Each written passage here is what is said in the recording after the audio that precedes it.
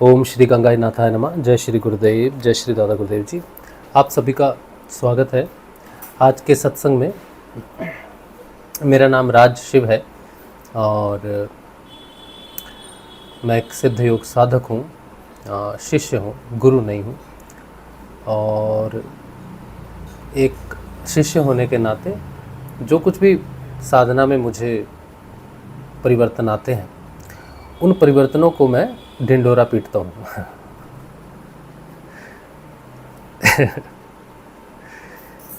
परिवर्तनों का ढिंढोरा पीटता हूँ, अनुभवों का नहीं पीटता।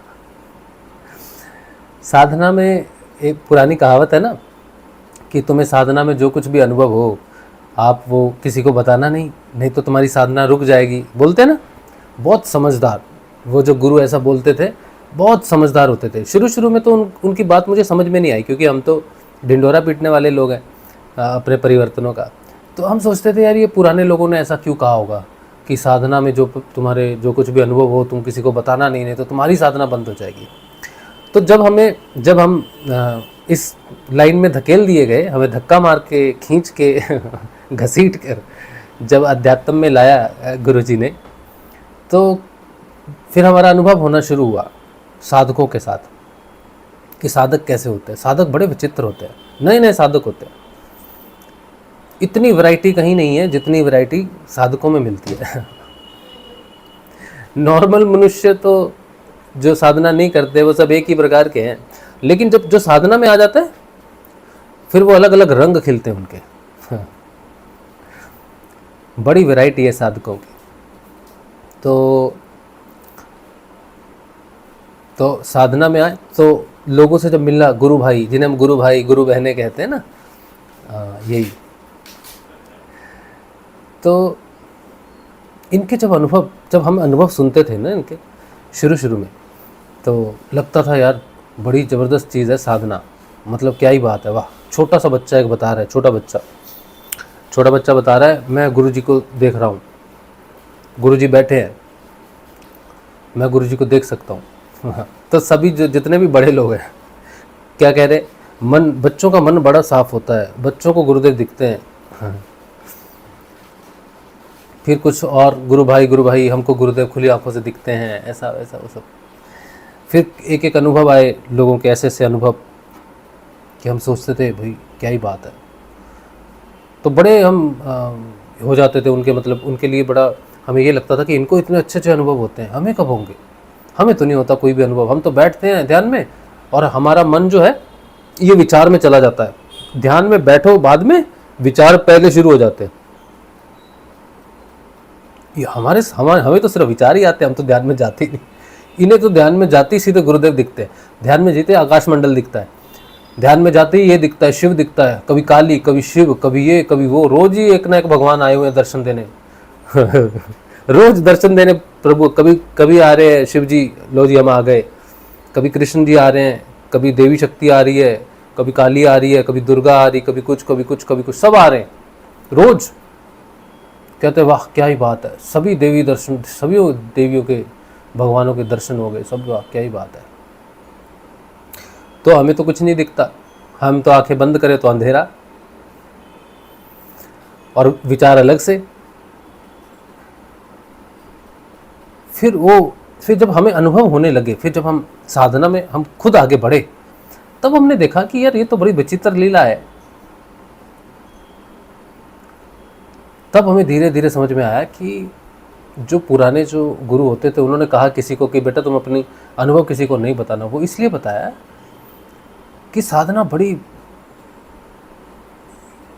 बड़ी कठिन राह है, बहुत कठिन है साधना। साधना का तरीका सरल हो सकता है, नाम जपो, ध्यान करो, बस जाओ खाओ पियो मौज करो। लेकिन जब कोई व्यक्ति साधना के पथ पर चलता है ना, तो बहुत खतरनाक साधना है, अग्निपथ है, बहुत डिफिकल्ट है। और वो डिफिकल्ट इसलिए है क्योंकि शरीर के तो दुख होते ही हैं, प्राण के अलग होते हैं, मन के अलग, बुद्धि के अलग, चारों स्तर के अलग अलग त्रिविध तापों के रूप में प्रकट होते हैं। और साधक कहाँ जाके फंसता है ध्यान में? ध्यान की सबसे बड़ी जो जिसे कहते हैं अंधकार, ध्यान का सबसे गहरा ब्लैक होल, जबरदस्त ब्लैक होल है, जिसमें साधक गया तो वहीं घूमता रहता है बेचारा। और जो वो मन है, ब्लैक होल कौन है? मन है। तो वो मन में घुस गया, ब्लैक होल में घुस गया, और वहां उसको अनुभव हो रहे माया के। मन रचता है सारी चीजों को, सारी चीजों को रच देता है मन। उसके कान भी खुले हैं, उसको स्पर्श भी महसूस हो रहा है, उसको गंध भी महसूस हो रही है, सब कुछ महसूस हो रही है, और वो बोल रहा है मैं ध्यान में हूं। ये कौन सा ध्यान है भाई? ये ध्यान नहीं है, ये क्रिया योग का हिस्सा है। जब तक पंच इंद्रियां खुली हैं, मन जागृत है, मन खेल कर रहा है, तब तक तुम ध्यान में नहीं हो, तुम क्रिया योग में हो। और यहां रचता है मन, अपनी बुद्धि शिक्षा के अनुसार, अपने बिलीफ सिस्टम के अनुसार क्रिएशंस होती हैं। ये जो अनुभव होते हैं, ये खुद तो हम भटकते हैं, और दूसरों को सुना के भी हम उनकी साधना में भटकाव डालते हैं। इसीलिए गुरुओं ने कह दिया कि बेटा तुम अपना कुछ बताना नहीं, साधना तुम्हारी रुक जाएगी। और उन्होंने सही कहा था। अब इतना कौन समझाएगा कि बेटा, किसी को कह दिया कि बेटा तुम्हें जो अनुभव हो रहे हैं वो तो मन के हैं, ये तो साधना के नहीं है, वो तो छोड़ के भाग जाएगा। गुरुओं को मालूम है, इसको बोल दिया कि ये सब सच नहीं है, ये तुम्हारे मन का है, तो ये बोलेगा ये तो अजीब पागलपन तुमने चला दिया, हमारा मन का चीज, इससे अच्छे तो हम बिना साधना के थे। तो वो छोड़ के चले जाएंगे, निराश हो जाएंगे। अब आप सोचो कि आपका एक घर है, आपका घर का पुराना रंग है, ठीक है, अभी रंग करवाना, दिवाली आने वाली, रंग करवाना है आपको। तो आपने अपने सहेली को बोल दिया, दोस्त को बोल दिया कि हमारे घर में ना हम ना ये रंग करवाएंगे, बड़ा ज़बरदस्त रंग करवाने वाले हम, देखो हमारा घर बड़ा सुंदर लगेगा। आहा, 6 कमरे 6 के 6 अलग अलग रंगों से सजाएंगे, इंद्रधनुष बनाएंगे, वहाँ ये बनाएंगे, वहाँ बनाएंगे, सब प्लानिंग बता दी आपने। और अचानक क्या हुआ? रंग कैंसिल, रंग नहीं होगा। क्यों नहीं होगा रंग? बस इस साल नहीं होगा, अगले साल करेंगे, इस साल चूना लगा दो। इस साल पेंट नहीं कराएंगे, इस बार चूना मार दो 500 रुपये में सारा घर में। पहले तो चूना ही मारते थे, अभी ये नया स्टाइल आया रंगों का, एशियन पेंट, ये पेंट वो। पहले तो चूना होता था सीधा, 500 रुपये दो, घर पे पूरा घर में चूना लगवा दो, सस्ता होता था। अभी तो 25-50 पता नहीं कितना कितना बिल बनाता है लोग पेंट मारने का। तो वो हुआ नहीं। तो पड़ोसियों ने कहा यार तुमने तो कहा था, तुम्हारा तो बड़ा शानदार रंग होने वाला, हम तो सोचे थे देखेंगे आके हम भी करवाएंगे। तो हुआ नहीं। तो ये तुम्हारा विचार था, ये तुम्हारे मन में तुम्हारी आशा थी, तुम्हारी एक्सपेक्टेशन थी कि ये होगा वो होगा, तो वो नहीं हुआ। अब सोचो आपके घर में रंग हो गया, सब डिजाइन कर दिए, सब कुछ हो गया, रंग वंग कर दिया, घर चमका दिया। अब आपको पड़ोसी मिला बाहर, अब आप बताओ कि हमारे घर में रंग हुआ है, और क्या ही रंग हुआ है, वाह क्या ही रंग हुआ है, आहा चलो। अब वो आएगा, देखेगा, बोलेगा आहा क्या ही रंग हुआ है, वाह वाह वाह वाह क्या ही रंग हुआ है, बहुत बढ़िया रंग हुआ है। तो अब ये तुम्हारा रंग उतरे, मतलब चला नहीं जाएगा, गायब नहीं हो जाएगा। क्यों? क्योंकि वो घटना घट चुकी, रंग हो चुका। अब तुम दुनिया को ढिंढोरा पीट दो कि हमारे घर में रंग हुआ है, हमारे घर में रंग हुआ है, हजारों करोड़ों लोग आके देखो, उन सब के देखने से भी वो रंग रहेगा, क्योंकि वो हो चुका, घटना घट चुकी है। इसे बोलते हैं परिवर्तन। साधना में भी 2 चीजें हैं, एक है अनुभव जो हमको अंदर होता है, जिसका साक्षी कोई नहीं। एक होता है परिवर्तन, जिसकी साक्षी सारी दुनिया हो सकती है। तो तुम अपनी साधना के परिवर्तनों को बताओ। जो व्यक्ति अपनी साधना के परिवर्तनों को सिद्ध नहीं कर सकता, उसे नमस्कार बोलो, टाटा सलाम, बाय बाय, कुछ नहीं है उसके पास। ठोस रूप में जो साबित कर सकता है अपने परिवर्तन को, वही आगे जा रहा है, बाकी पीछे वो घूम रहे हैं मन के जगत में। और लोग घूमते रहते हैं, अपने मन से बनाते रहते हैं कि ये हो रहा है तो इसका मतलब ये है, ये बना रहे तो इसका मतलब ये है। अब एक बड़ी एक और चीज़ है जो मैंने कल भी सत्संग में बोला था, जो भ्रम पैदा होता है साधकों में।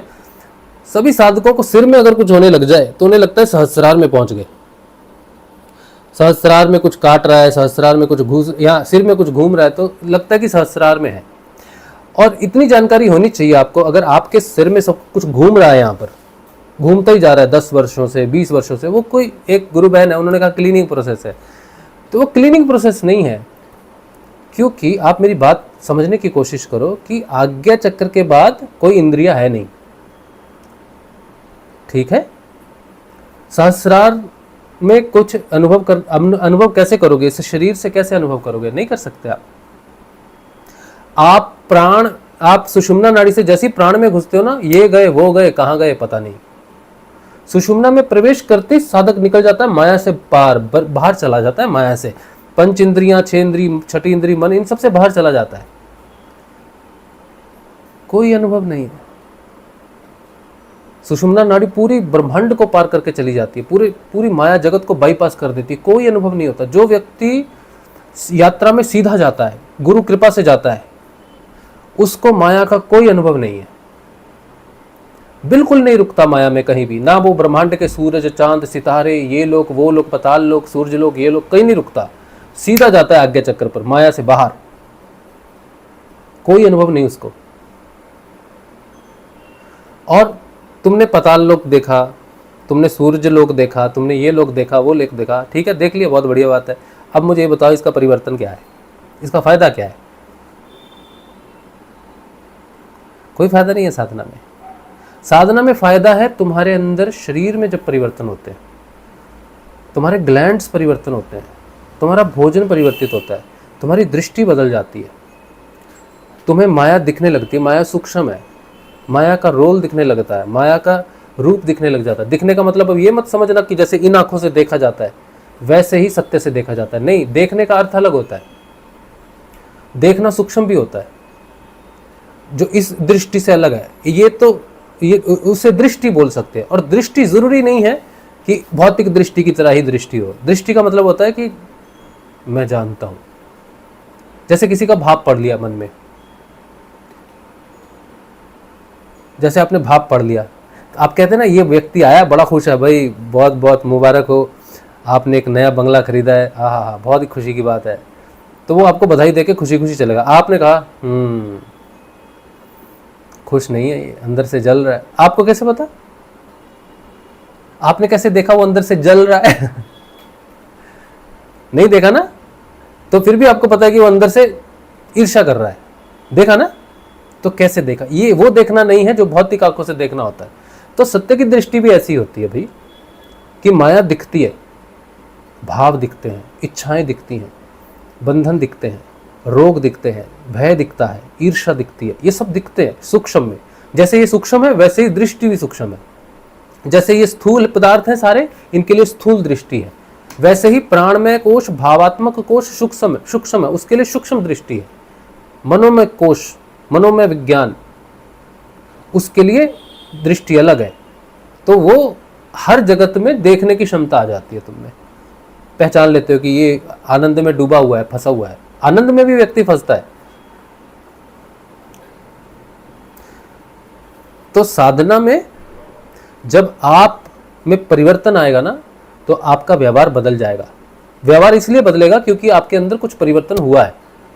आपके रसास्वाद में परिवर्तन हुआ है, दृष्टि में परिवर्तन हुआ है, स्पर्श में परिवर्तन हुआ है, आपके सुनने में परिवर्तन हुआ है, आपके बोलने में परिवर्तन हुआ है। पूरा शरीर बदलता है भाई, पूरा डीएनए बदलता है। और डीएनए ये नहीं कि ये डीएनए में इसको भाई पारिवारिक रूप से इसको शुगर है तो इसको शुगर होगा, इसको हाई बीपी है, इसको डीएनए में वो डीएनए भी बदलता है, मेडिकल भी बदलता है।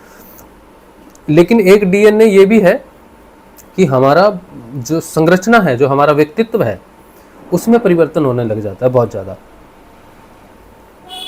तो जो परिवर्तन घटित हो जाएंगे, आ जाएंगे, उनको आप सबको बताओगे तो कोई दिक्कत नहीं होगी साधना में। और साधना को समझना सिर्फ उसी के बस की बात है जिसका ध्यान लगा है, जो योग में गया है, जिसका योग हुआ है।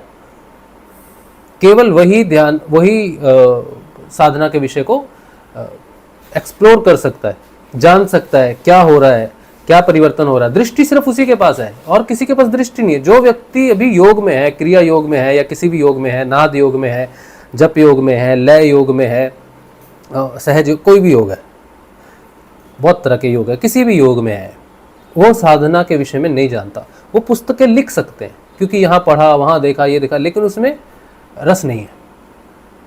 रस किसकी पुस्तक में होगा? योगी की पुस्तक में रस होगा।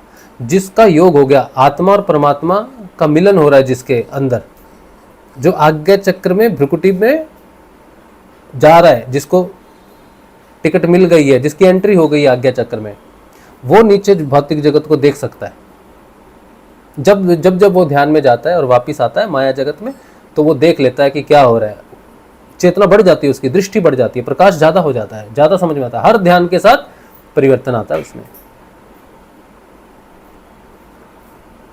समझे?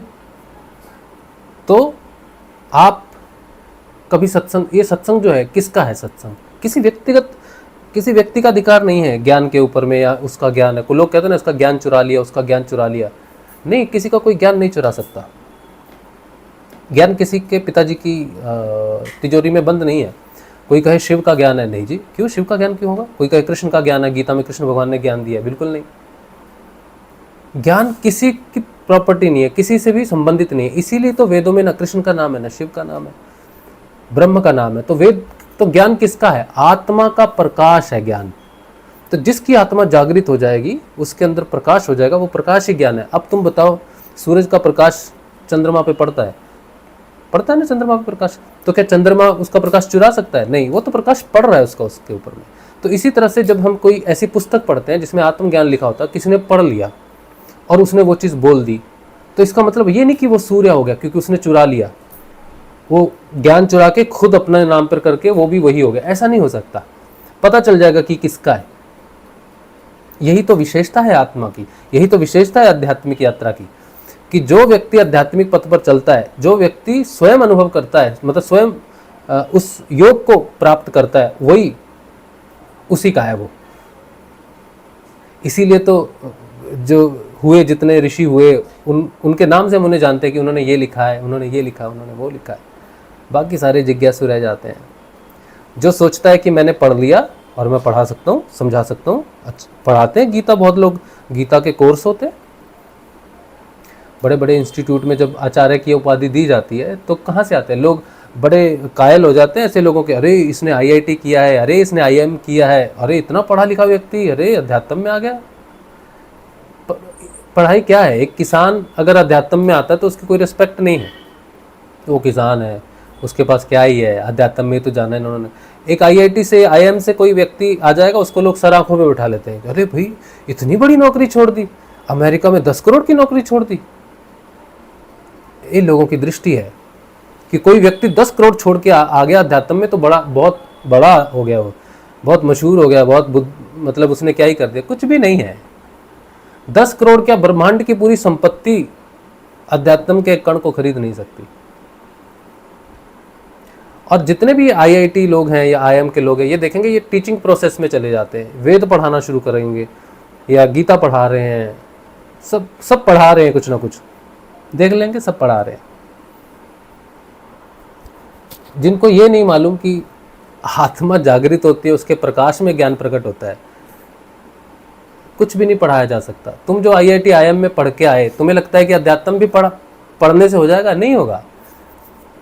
किसी भाषा में ज्ञान नहीं है। जैसे कहते हैं ना, संस्कृत देव भाषा है। संस्कृत बहुत, हम बहुत रिस्पेक्ट देते हैं क्योंकि देव भाषा है, उसमें हमारे भगवान श्री हरि की गीता है, ये सब है, सम्मान्य है, माँ है। संस्कृत भाषा माँ है, कहते हैं ना मातृभाषा। लेकिन ज्ञान किसी भी भाषा में नहीं है। कोई भी भाषा सीख लो आप, संस्कृत सीख लो, कहते हैं तमिल बड़ी पुरानी लैंग्वेज है, तमिल सीख लो, संस्कृत सीख लो, तेलुगु सीख लो, पंजाबी सीख लो, फारसी सीख लो, अंग्रेजी सीख लो, कोई भी सीख लो, और ये बात की गारंटी दो कि इस लैंग्वेज वाले को आत्मज्ञान सुलभ हो जाता है क्योंकि उसने वो भाषा सीख ली। नहीं, तो लोग भाषा सिखा रहे हैं और भाषा से फिर ग्रंथ पढ़ने सिखाते हैं। संस्कृत किसी अंग्रेज ने सीख ली, समझो कोई अंग्रेज आया, उसने संस्कृत, मैं जानता हूँ ये जो पीछे मैंने लिखा है शांभवी मुद्रा, गोचरी मुद्रा, इस पर मैं बात ही नहीं कर रहा तो अब इसी पे बोलना था मुझे, बोलेंगे तब अब चल रहा है तो चलने दो, ठीक है। तो अंग्रेज आते हैं बाहर से, विदेश से, और वो संस्कृत सीखते हैं और संस्कृत में फिर श्लोक बोलते हैं, तो बड़ा सम्मान मिलता है उनको। तो प्रधानमंत्री, ये हमारे वाइस प्रेसिडेंट से इनाम मिलता है, बड़ा रिस्पेक्ट मिलती है उनको। क्यों? क्योंकि संस्कृत सीखी है उन्होंने। लेकिन ज्ञान नहीं है। ज्ञान ऐसे नहीं मिलता, भाषा सीखने से नहीं मिलता ज्ञान। ज्ञान प्रकाश है, वो तुम्हारे अंदर है, किसी भाषा से नहीं मिलता। इसीलिए तो कोई भी भाषा वैखरी तक जाती है, चाहे संस्कृत हो, तमिल हो, तेलुगु हो, पंजाबी हो, जो भी हो, फारसी, जो भी लैंग्वेज आप सीखते हो, बड़ी सम्मानीय लैंग्वेज है, कंठ से आगे जाती नहीं। वैखरी, फिर मध्यमा, फिर पश्यंती, फिर परा। अब ये बताओ परा कौन सी लैंग्वेज है? परा में कौन सी लैंग्वेज बोली गई होगी? संस्कृत। पश्यंती में कौन सी लैंग्वेज है? संस्कृत। मध्यमा कौन सी लैंग्वेज है? संस्कृत नहीं, सब वैखरी है। वैखरी में ज्ञान नहीं है। तो फिर अगर किसी को सनातन धर्म के लिए सम्मानित करना है तो ऐसे व्यक्ति को सम्मानित करो जो योगी हो, जिसने अपना योग पूर्ण किया हो, जो योग प्रदान कर सकता हो। ऋषि अरविंदो को सम्मानित करो, गुरुदेव रामलाल जी स्याग को सम्मानित करो, विवेकानंद जी को सम्मानित करो, योगानंद जी को सम्मानित करो, लहरी महाशय को सम्मानित करो। इन्हें सम्मानित करो, ये योगी हुए। इनका प्रचार होना चाहिए राष्ट्रीय लेवल पर, अंतर्राष्ट्रीय स्तर पर भारत की पहचान होनी चाहिए। श्री अरविंदो पहचान होनी चाहिए, गुरुदेव रामलाल जी स्याग, बाबा गंगाईनाथ जी पहचान होने चाहिए। हर बच्चे को स्कूल में ये पता होना चाहिए कि ये भी मनुष्य रूप में आए, इन्होंने अपने पूर्ण स्वरूप को जाना। कैसे जाना बच्चों? ये तुम्हें भी जानना है, ये शिक्षा होनी चाहिए। तब जाके भारत जो है वो गुरु बनेगा, विश्व गुरु बनेगा। तो उल्टा चल रही है सारी चीज़ें। चलो ठीक है, जो भी है। तो मेरा ये जो मैंने अभी सब कुछ कहा है, मैंने ये कहा है कि देखो ये जो पीछे मैंने लिखा है ना, इसी पर ही मैं बात करना था। शांभवी मुद्रा, गोचरी मुद्रा, काली मुद्रा। अब आप इंटरनेट पे जाओ, इंटरनेट पे ढूंढो जाके, आपको कुछ लाइनें मिलेंगी लिखी हुई, लेकिन आपको तो अनुभव हुआ नहीं। आप कैसे वेरीफाई करोगे जो इंटरनेट पे लिखा हुआ है वो सही है? मैं अगर इंटरनेट पे जाऊँ, ठीक है, चलो मैं इंटरनेट पे जाता हूँ, शांभवी मुद्रा ना, चलो शांभवी मुद्रा के बारे में देखते हैं क्या लिखा है। शांभवी मुद्रा क्या है? ठीक है, चलो इंटरनेट पे क्या लिखा है। शांभवी मुद्रा कहते हैं, लाभ ही सीधे पढ़ लेते हैं ना। शांभवी मुद्रा के बारे में लिखा है, कहते हैं एकाग्रता और मानसिक स्पष्टता में सुधार होता है, तनाव और चिंता को कम करने में मदद करता है, नींद की गुणवत्ता में सुधार करता है, ऊर्जा के स्तर को बढ़ाता है, मस्तिष्क की कार्यक्षमता को बढ़ाता है, शरीर में सूजन को कम करने में मदद करता है। फिर कहते हैं शांभवी महामुद्रा, इसमें 21 मिनट का ध्यान अभ्यास है जो सदगुरु जग्गी वासुदेव द्वारा सिखाया था। वो 21 मिनट का सिखाते हैं, ठीक है। अच्छा, निष्कर्ष क्या निकलता है? शांभवी मुद्रा एक सरल लेकिन शक्तिशाली योगिक अभ्यास है जो एकाग्रता, मानसिक स्पष्टता और कल्याण को बढ़ावा देने में मदद कर सकता है। इसे नियमित रूप से अभ्यास करके व्यक्ति अपने जीवन में कई लाभ प्राप्त कर सकता है, ठीक है। चलो अब ये जो लिखा है, जो कुछ भी, इसमें सबसे बड़ी प्रॉब्लम क्या है? इस जो इंटरनेट पे इंफॉर्मेशन है, इसमें सबसे बड़ी प्रॉब्लम ये है कि शांभवी मुद्रा को हम भौतिक लाभ से जोड़ रहे हैं। शांभवी मुद्रा को है ना, इससे मस्तिष्क ठीक होगा, प्लानिंग ठीक होगी, कंसंट्रेशन, एकाग्रता ये सब बढ़ेगी, इससे बहुत सारे लाभ होंगे। तो जो भी व्यक्ति आता है प्रैक्टिस के लिए, शांभवी मुद्रा के लिए, वो इसलिए आता है कि मेरे जीवन में, मेरे भौतिक जीवन में मैं ये प्रैक्टिस करूँगा तो मेरा ये जीवन में सुधार होगा, वो सुधार होगा, मुझे नींद आएगी, ये आएगी, वो आएगी। तो वो भौतिक फायदे के लिए आता है शांभवी मुद्रा के लिए, और ये देता भी है। शांभवी मुद्रा जब आपको लगने लगेगी, आहा क्या मस्त नींद आती है, बहुत अच्छा लगता है। लेकिन उद्देश्य नहीं है शांभवी मुद्रा का ये सब। शांभवी मुद्रा इसलिए आती नहीं है। शांभवी मुद्रा को, जैसे पानी बरस रहा है, ठीक है, पानी बरस रहा है, बड़ी गर्मी पड़ रही है तो बारिश की बड़ी ज़रूरत है। तो जब गर्मी बढ़ती है तो बारिश हो रही है। बारिश के होने का जो कारण है कि भाई बड़ी गर्मी पड़ गई है, थोड़ा मौसम बदलेगा, ये मिलेगा, वो मिलेगा। एक उसका मुख्य कारण रहता है कि पानी अगर नहीं बरसा तो जीवन नहीं रहेगा, जीवन खत्म हो जाएगा। तो जीवन को बचाने के लिए पानी आया। फिर पानी के लाभ हैं। पानी से टेम्परेचर कंट्रोल होता है, पानी से तालाब भरते हैं, पानी से ये होता है, वो होता है, वो उसके लाभ हैं जो हमें भौतिक जीवन में मिलेंगे। लेकिन मूल रूप से पानी हमारे जीवन का स्रोत है। पानी के बिना हम जी नहीं सकते। मतलब मैं कहने का मतलब है कि एक मुख्य कारण होता है उसका, बाकी सारे कारण उसके साथ जुड़े होते हैं। फिर पानी की बहुत सारी चीज़ें होती है। पानी से कार वॉश हो रहा है, पानी से बहुत कुछ हो रहा है, पानी से लेज़र की तरह पत्थर काटे जा रहे हैं, अलग अलग बेनिफिट्स वह आने लग जाते हैं। तो इंटरनेट पे जो शांभवी मुद्रा का जो दिया हुआ है वो बेनिफिट्स हैं जो साधारण व्यक्ति समझ सकता है कि ये मैं करूंगा तो मुझे भौतिक जीवन में लाभ होगा। और जग्गी वासुदेव जो करवाते हैं शांभवी मुद्रा का जो वो अभ्यास करवाते हैं, वो शांभवी मुद्रा का कुछ भी नहीं दे सकता साधक को। वो भौतिक रूप से अभ्यास करवा रहे हैं 21 मिनट का।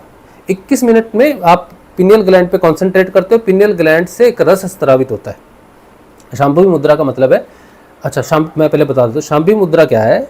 शांभवी मुद्रा जागते हुए मनुष्य को अंधेरे में लेके चली जाती है। जैसे मैं अभी देख रहा हूं, अभी मेरे को अगर शांभवी मुद्रा लगी ऐसे, ठीक है, ये शांभवी मुद्रा है।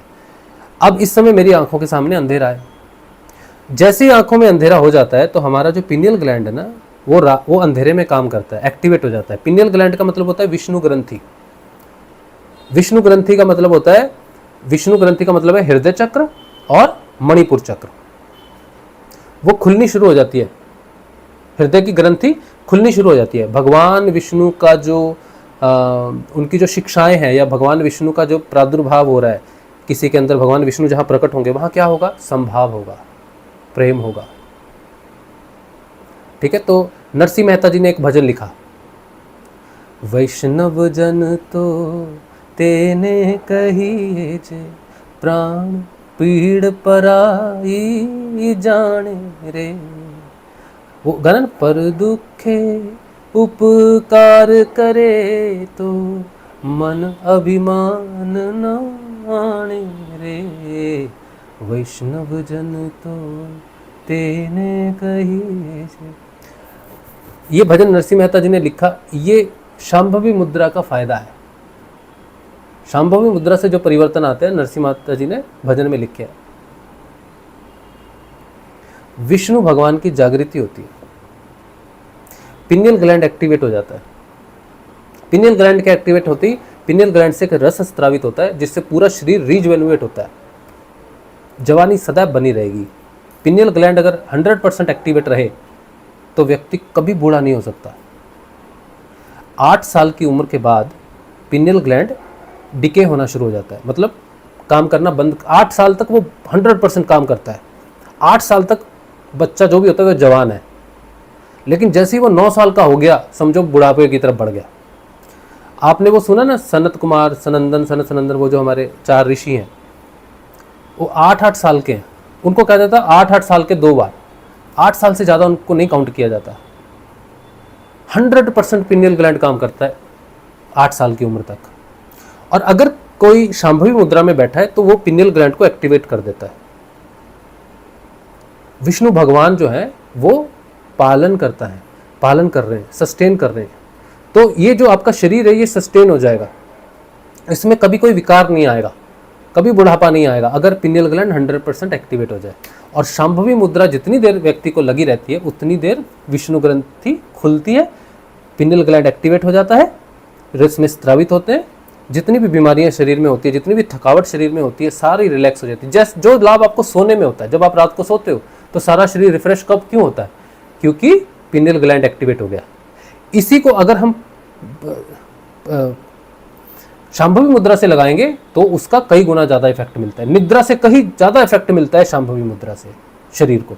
लेकिन अगर आप हट से लगाओगे, जैसे जग्गी वासुदेव जी हट से लगवाते हैं कि भाई ऐसे बैठ जाओ, उसका उतना लाभ नहीं है। जिस व्यक्ति को स्वयं लगती है शांभवी मुद्रा, ध्यान की मुद्रा है ये, ध्यान में ले जाने वाली मुद्रा है ये, ध्यान के लिए प्रकट होती है ये, ध्यान में ले जाने के लिए, ध्यान नाद साधना के लिए होती है, ध्यान साधना के लिए ये शांभवी मुद्रा है। ये नॉर्मल लाइफ में ये जो लाभ दिखाए जा रहे हैं ना, वैसे कुछ भी नहीं मिलेगा तुमको। तुम्हें इसे अपने अंदर प्रकट करना पड़ेगा शांभवी मुद्रा को। और शांभवी मुद्रा कैसे प्रकट हो सकती है? शांभवी मुद्रा सिर्फ तब प्रकट हो सकती है जब आपकी प्राण ऊर्जा शरीर में, सिर पर उठ जाए, तो शरीर यहां उठ जाएगी प्राण ऊर्जा और यहां से खींचेगी। पहले दर्द होगा, जो जैसे मेरा अनुभव हुआ जब मुझे शांभवी मुद्रा मिली, तो मैंने कभी बाहर से प्रैक्टिस नहीं की, जैसे जग्गी वासुदेव जी करवाते हैं, मैंने बाहर से कभी प्रैक्टिस नहीं की। जब मैं शांभवी मुद्रा के लिए तैयार हो रहा था तो मेरा सिर फटने को होता था, इतना दर्द होता था मेरे शरीर में। हम तो साधना ही छोड़ दी थी हमने, इतना दर्द होता था सिर में, कभी इधर दर्द, कभी इधर दर्द, कभी आंखों की पुतलियों में दर्द, कभी पीछे दर्द, समझ ही नहीं आता। बाम लगा लो, सिर दबा लो, कहाँ है पता नहीं चलता। तो 2 महीने होता रहा, हम तो डर गए, हम तो साधना छोड़ दी। और दूसरा क्या होता था, उस समय प्राण ऊपर उठते थे छाती में, सांस लेने में ऐसा लगता था, टाइट कपड़े पहनने बड़े मुश्किल होते थे, बनियान पहननी छोड़ दी हमने। एक बार हम बाइक चला रहे, स्कूटी चला रहे थे अपना, तो हम किसी काम के लिए गए हुए थे, मेन रोड में थे, काफ़ी दूर थे। तो भाई ये सिर दर्द और ये प्राण उठने लग गया।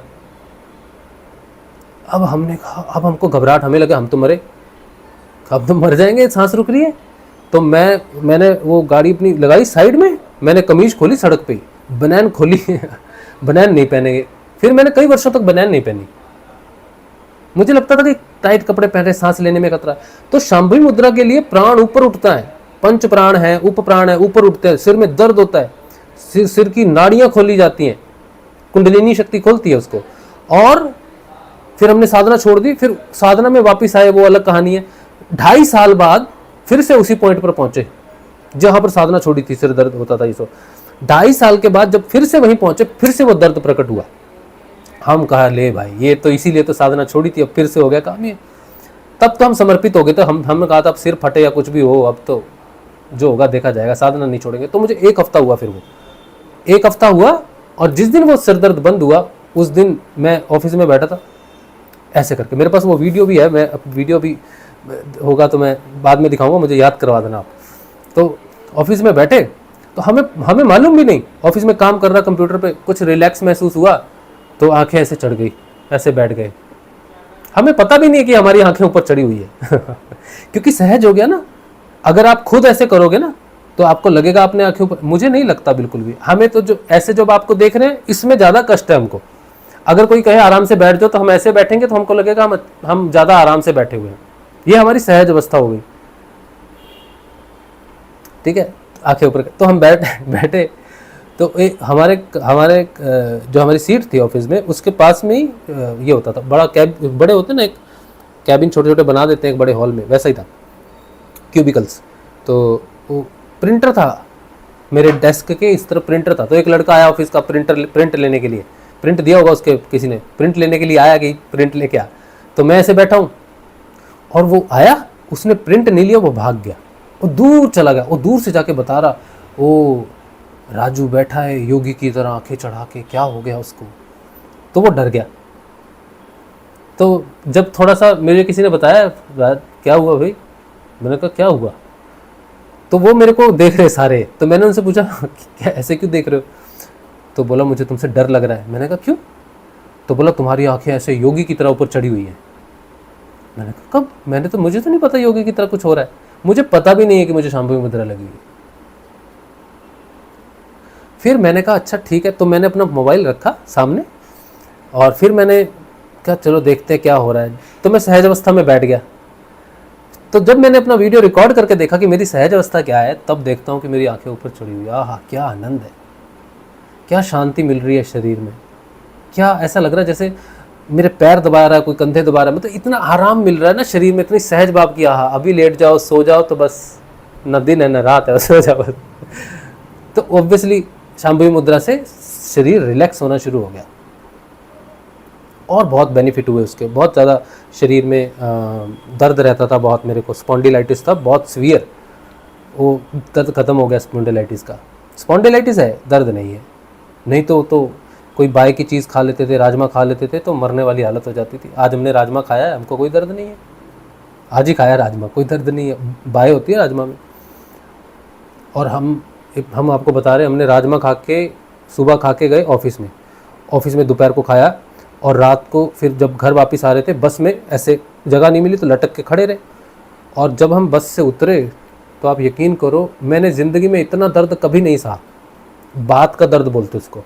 और हमारी हड्डियां जो होती हैं, वो स्पॉन्डिलाइटिस के कारण उनमें वो खाली हो जाती, खोखली हो जाती, उनमें गैस भर जाती है, और इतना भयंकर दर्द होता है, इतना भयंकर दर्द होता है। मैंने उतना दर्द ज़िंदगी में कभी महसूस नहीं किया। बड़ी मुश्किल से 20-25 फीट पे एक मेडिसिन की दुकान थी, उससे मैंने वॉलिनी ली। वॉलिनी मैंने लगाई कमर में, थोड़ा मुझे आराम मिला, तो मैं घर आया। लेकिन जब शांभवी मुद्रा लगने लग गई, फिर वो दर्द अचानक गायब हो गया। तो इसका मतलब ये है कि शांभवी मुद्रा से शरीर में कुछ ऐसे पेन किलर्स रस स्त्रावित होते हैं जो शरीर के पेन को, इन्फ्लेमेशन को खत्म करते हैं। स्पॉन्डिलाइटिस में हमें मदद करते हैं, क्योंकि मेजर स्पॉन्डिलाइटिस है, इन्फ्लेमेशन, इसलिए मैं उसकी एग्जांपल दे रहा हूं आपको। निद्रा बहुत अच्छी, शांति अलग, और ध्यान जब लगाते हैं तो ध्यान में प्रवेश करने में सहायक है। फिर वो सारे बेनिफिट्स भी है जो भौतिक व्यक्ति देखता है कि मुझे बेनिफिट होंगे।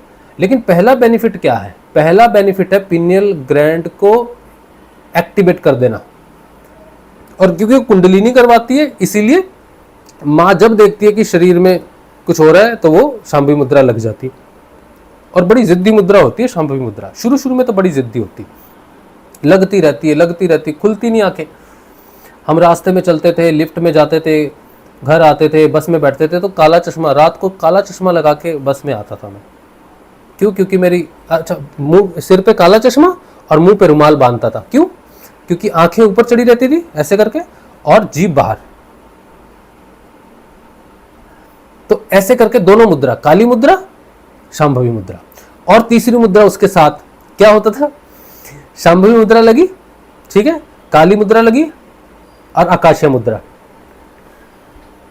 तो वो बस के पीछे में जो होता है ना सिर रखने वाला, तो हम काला चश्मा लगाया, रुमाल पहना और ऐसे करके लेटे, तो लोगों को लग रहा कि हम आराम कर रहे हैं, पीछे बस के सारे ऐसे आराम कर रहे हैं। लेकिन ये तीनों मुद्राएं एक साथ लगी हुई है, एक ही साथ, अलग अलग नहीं, एक ही साथ प्रकट हो रही। तो क्या हो रहा है? शांभवी मुद्रा से पिनियल ग्लैंड एक्टिवेट हो रहा है। आकाशीय मुद्रा से वो जो डिविनिटी है, वो जो रस है, वो जो दिव्यता है, वो रीढ़ की हड्डी से उतरने में सहजता होती है। पूरी रीढ़ की हड्डी में वो दिव्यता उतरती है, वो रस उतरता है सहज भाव से, आकाशीय मुद्रा से। आकाश तत्व कह लो या फिर कुछ भी कह लो आप, ठीक है, क्योंकि वो पिता है ना, परमात्मा है ना, सहस्रार में जिसको कहते हैं, तो वो सुषुम्ना नाड़ी से उतरता है। आकाशीय मुद्रा का फायदा तब है जब सुषुम्ना एक्टिवेट हो गई है। सुषुम्ना नाड़ी से पूरा शरीर जुड़ा हुआ है, तो पूरे शरीर में वो तत्व जो है वो पूरा फैलता है। और पिनियल ग्लैंड का भी फायदा होता है, आकाशीय मुद्रा का भी फायदा होता है, और पूरे शरीर में। और ये जो जीव निकलती है, जीव से जो हमारे शरीर का जो ऑक्सीजन लेवल है उसमें बैलेंस आता है। क्योंकि प्राण जब ऊपर उठ जाते हैं ना, नीचे फिर वो थोड़ी खिंच के सांस, कई बार योगी को कई बार 10 प्राण के बाद एक प्राण खींच के लेना पड़ता है, ये भी क्रिया है। छोटे हो जाते हैं प्राण, ऊपर उठने लग जाते हैं ना, आधा प्राण ऊपर उठ जाता है, नीचे थोड़ा ही बचता है, फिर आदमी को लगता है यार सांस खींच के लेनी पड़ रही है, घबरा जाता है वो।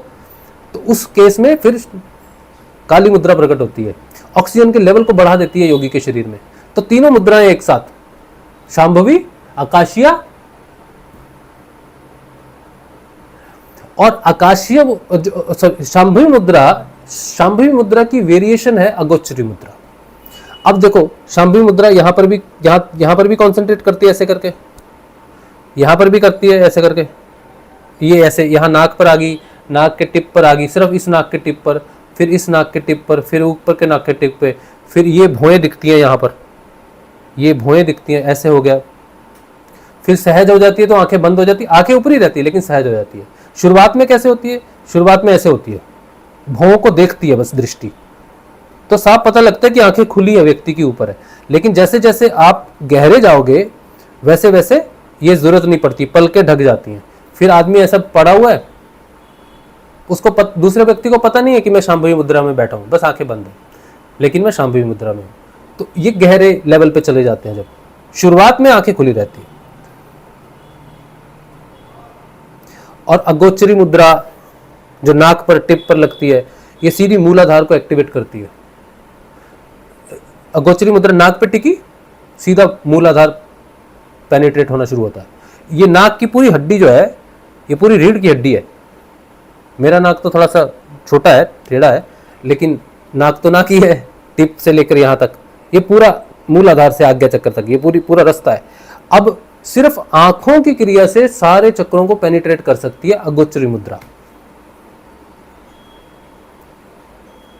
कोई मंत्र की जरूरत नहीं है, जैसे अलग अलग बीज मंत्र होते हैं, है ना, मूलधारा का लम वम रम हम, है ना, कोई जरूरत ही नहीं है। अगोचरी मुद्रा आंखों से काम हो जाता है, प्राण से, प्राण के कारण, प्राण है ना, वही आंखों को टिका रहा है। जहां जहां प्राण टिका रहा है वहां वहां प्राण नीचे उस चक्र, वो चक्र तो प्राण ऊर्जा, प्राण में शरीर में है ना, तो वहां जाके प्राण एक्टिवेट होता है, तो वो चक्र खुलते हैं, शुद्ध होते हैं। जबरदस्त है। लेकिन ये जबरदस्त तब है जब कोई व्यक्ति सुषुम्ना में प्रवेश कर गया है। अब ये जो करवा रहे हैं, प्रैक्टिस करवा रहे हैं, 21 मिनट 22 मिनट की जो प्रैक्टिस है, ये तो ईड़ा पिंगला में करवा रहे हैं भाई।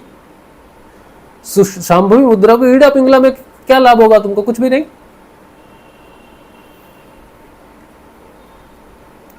ईड़ा पिंगला में क्या लाभ है?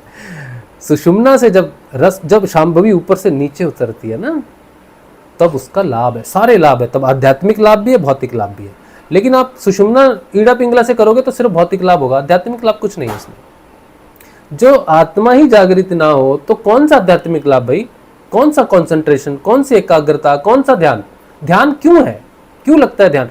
कहते योग शरीर प्राण मन बुद्धि को अलाइन करने के लिए नहीं बेटा ना। योग है सत्य चित्त और आनंद को नीचे उतारने के लिए। वो नीचे उतर गया तो नीचे बाकी अलाइनमेंट अपने आप ही हो जाती है। मन के लिए कोई योग नहीं है, शरीर के लिए कोई योग नहीं है। ये एक्सरसाइजेस है, सारी थेरेपीज है, फिजियोथेरेपी, न्यूरोथेरेपी, इससे पूरा शरीर वापस रिकवर हो सकता है। न्यूरोथेरेपी कराओ, फिजियोथेरेपी कराओ, वो प्राण में ऊर्जा को ईड़ा पिंगला से पॉइंट पंक्चर करके वो सब प्रेशर से करते हैं, ठीक कर देते हैं। पूरा थेरेपीज है, शरीर के लिए थेरेपीज है, एक्सरसाइजेज है, योगा नहीं है। योग सिर्फ आत्मा और परमात्मा के मिलन को कहते हैं। और जब आत्मा और परमात्मा का मिलन होता है तब ये चाहे मुद्राएं हो, हाथ की मुद्राएं हैं बहुत सारी, ठीक है, वो अपने आप लगेंगी आपको। बहुत सारी मुद्राएं हैं, मतलब इतनी है कि बस कहें कितनी है।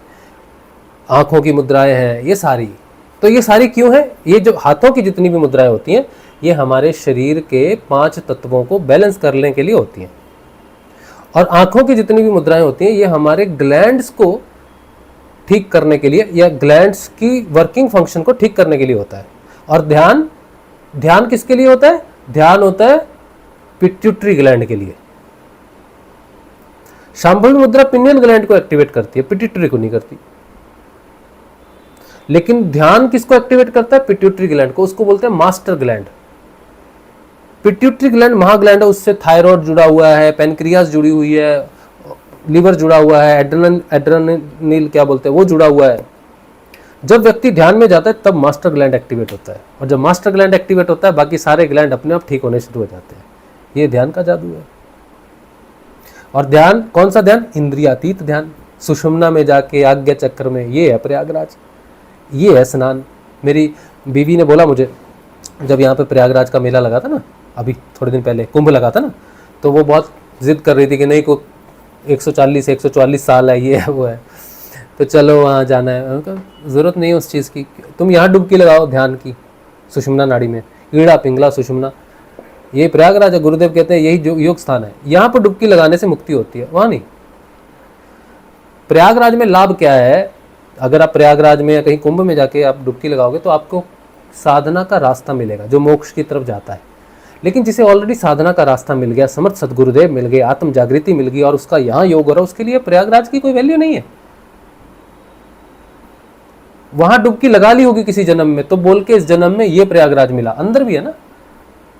और इस प्रयागराज पे पहुंचने के लिए ये सारी मुद्राएं प्रकट होती हैं सहायता के लिए, और सारे ग्लैंड एक्टिवेट होते हैं, तब जाके मनुष्य को शारीरिक स्वस्थ प्राप्त होता है। अब हम आपको एक और महत्वपूर्ण बात बताते हैं। देखो, ये सारी जो बातें मैं आपको बता रहा हूँ, ये तो मैं अपने अनुभव से बता रहा हूँ। तो मेरा ध्यान पिछले 6 साल से लग रहा है, तो 6 साल में तो सारी बीमारियां ठीक हो जानी चाहिए थी, लेकिन नहीं हुई। बहुत कुछ परिवर्तन शरीर में हुआ है, लेकिन बहुत कुछ अभी शरीर में चलता भी रहता है, दुख सुख। जैसे अब मेरे हाथ पे पट्टी बंधी हुई है ना, ये चोट, ये क्या है? ये चोट नहीं है, ये कैपिलरीज होती है छोटी छोटी, हमारी ब्लड वेसल्स कैपिलरी होती है। कैपिलरी अंदर से वीक हो जाती है, ब्लड वेसल्स वीक हो जाते हैं, फट जाते हैं अंदर इंटरनल ब्लीडिंग होती है ना, बोलते खतरनाक चीज़ है बड़ी। तो वो एक छोटी सी कैपिलरी है, वो बस्ट हो गई, तो वो हाथ में छोटा सा पिन पॉइंट होता है। जैसे आप शुगर टेस्ट करते हो ना, शुगर के लिए थोड़ी सी सुई की पिन लगती है, बस उतना ही है। वो छोटी होती है बहुत, कैपिलरी बहुत छोटी होती है, बाकी वीन्स बड़ी होती हैं, वो छोटी होती है बहुत।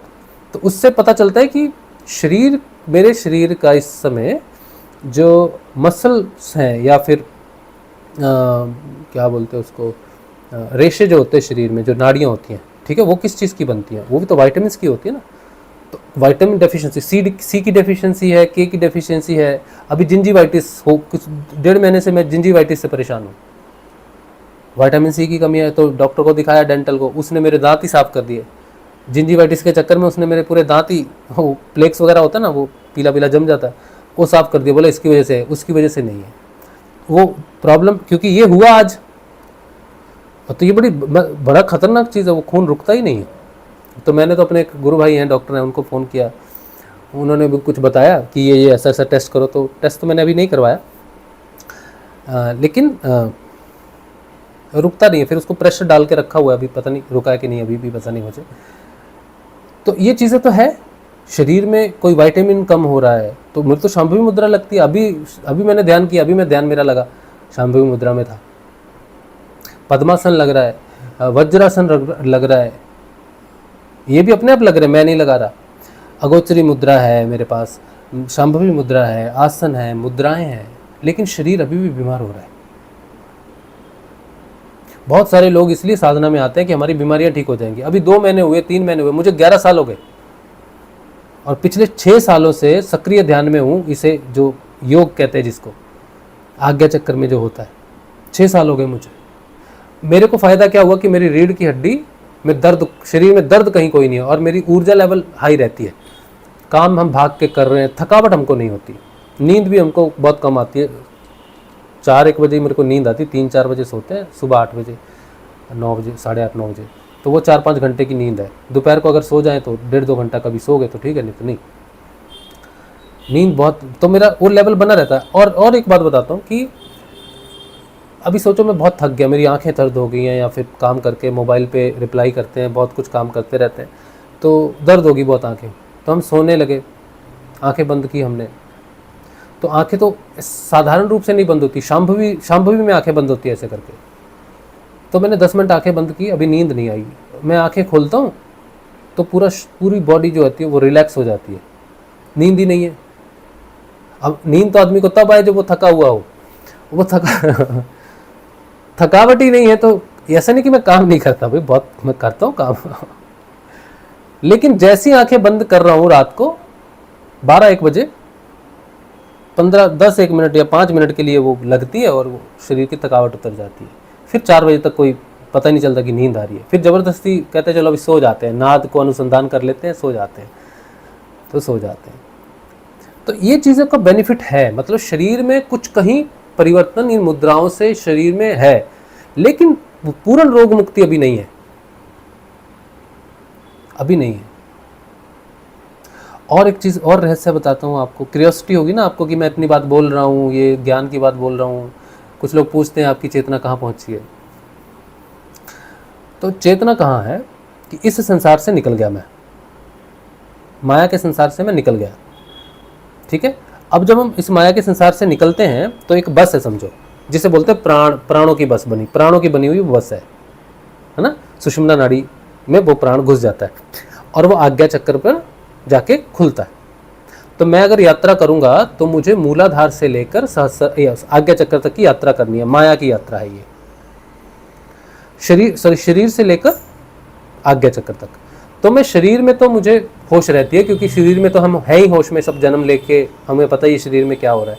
तो मैं प्राण तक होश में रहता हूँ, प्राण फील हो जाता है कि प्राण है, प्राणों में मैं पहुँच गया, प्राण में कोश भाव जगत में पहुँच गया, फील होता है अंदर। जैसे वाटर होता है ना, समंदर की लहरें हैं, गाड़ी स्पीड ब्रेकर पर जाती है, तो प्राण वैसे ही अंदर हिचकोले मार रहा है, उठ रहा है ऊपर, पता चलता है। लेकिन जैसे ही प्राणों से आगे मन का जो जगत है पूरा, वो नहीं, उसमें सीधा बाईपास है, पूरी स्पीड से पूरा ब्रह्मांड पार कर जाता है एक क्षण के अंदर में, और आज्ञा चक्र में पहुंच गया ध्यान में। अब ध्यान में पहुंचे, कहाँ है ध्यान में, कुछ नहीं मालूम।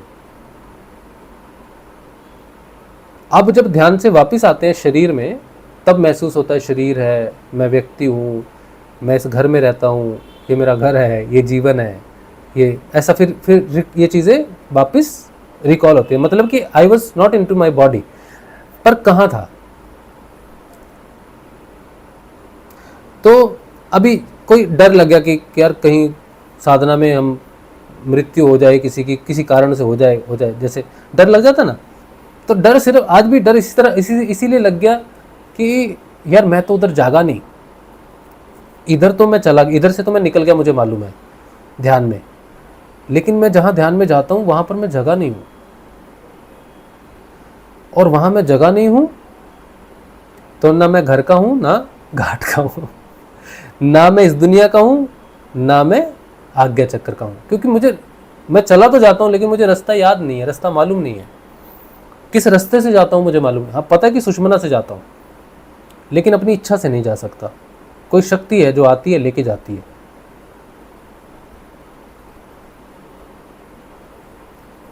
तो एक होती है तुरीय अवस्था, एक होती है तुरीय अतीत। तो तुरीय तक तो पता है कि ये शांभवी मुद्रा, गोचरी मुद्रा, ये मुद्रा, ध्यान, ये सब क्या है। तुरीय तक तो मालूम है। चौथी अवस्था बोलते हैं उसको। 3 अवस्थाएं, साधारण व्यक्ति 3 अवस्थाओं में रहते हैं। मैं भी साधारण ही हूँ वैसे। सुषुप्ति, स्वप्न और जागृति, मतलब ये जागना, बात कर रहे, ये सब कर रहा है, ये 3 अवस्थाओं में मनुष्य जन्मता है, मर जाता है। लेकिन जो साधक होता है, साधक जब योग में प्रवेश कर जाता है तो उसकी 4 अवस्थाएं हो जाती है, सुषुप्ति, स्वप्न, जागृति और ध्यान, 4 अवस्थाएं। इस चौथी अवस्था को ही बोल देते तुरिया। तुरिया का मतलब है 4 नंबर, चौथी अवस्था। और फिर एक 5वीं अवस्था है, उसे बोलते तुरिया अतीत, वो नहीं मालूम, वहां नहीं पहुंचे अभी। तो 6 साल की तुरिया हो गई लेकिन तुरिया अतीत नहीं हुए।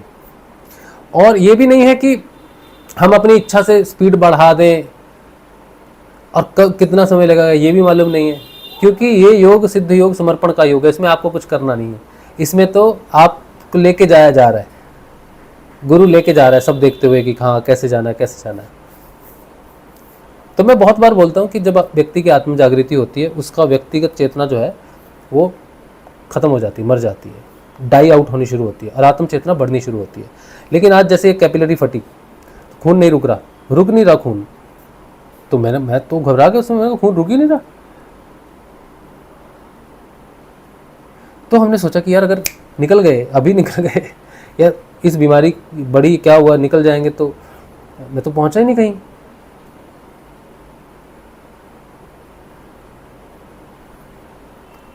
अपनी इच्छा से तो कहीं नहीं जा सकते। और फिर से माया पकड़ के किसी माता जी के गर्भ में डाल देगी, तो बड़ा डर लग गया मुझे, गर्भ में डाल देगी।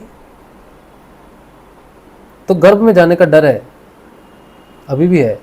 आज मैंने इस चीज को महसूस किया। मृत्यु का डर इसलिए नहीं कि मर गए तो फैमिली है, ये तो फैमिली तो पीछे जो चला जाता है तो फैमिली तो पीछे बर्बाद होती है, वो तो ईश्वर की इच्छा है, जिसने जो भोगना है।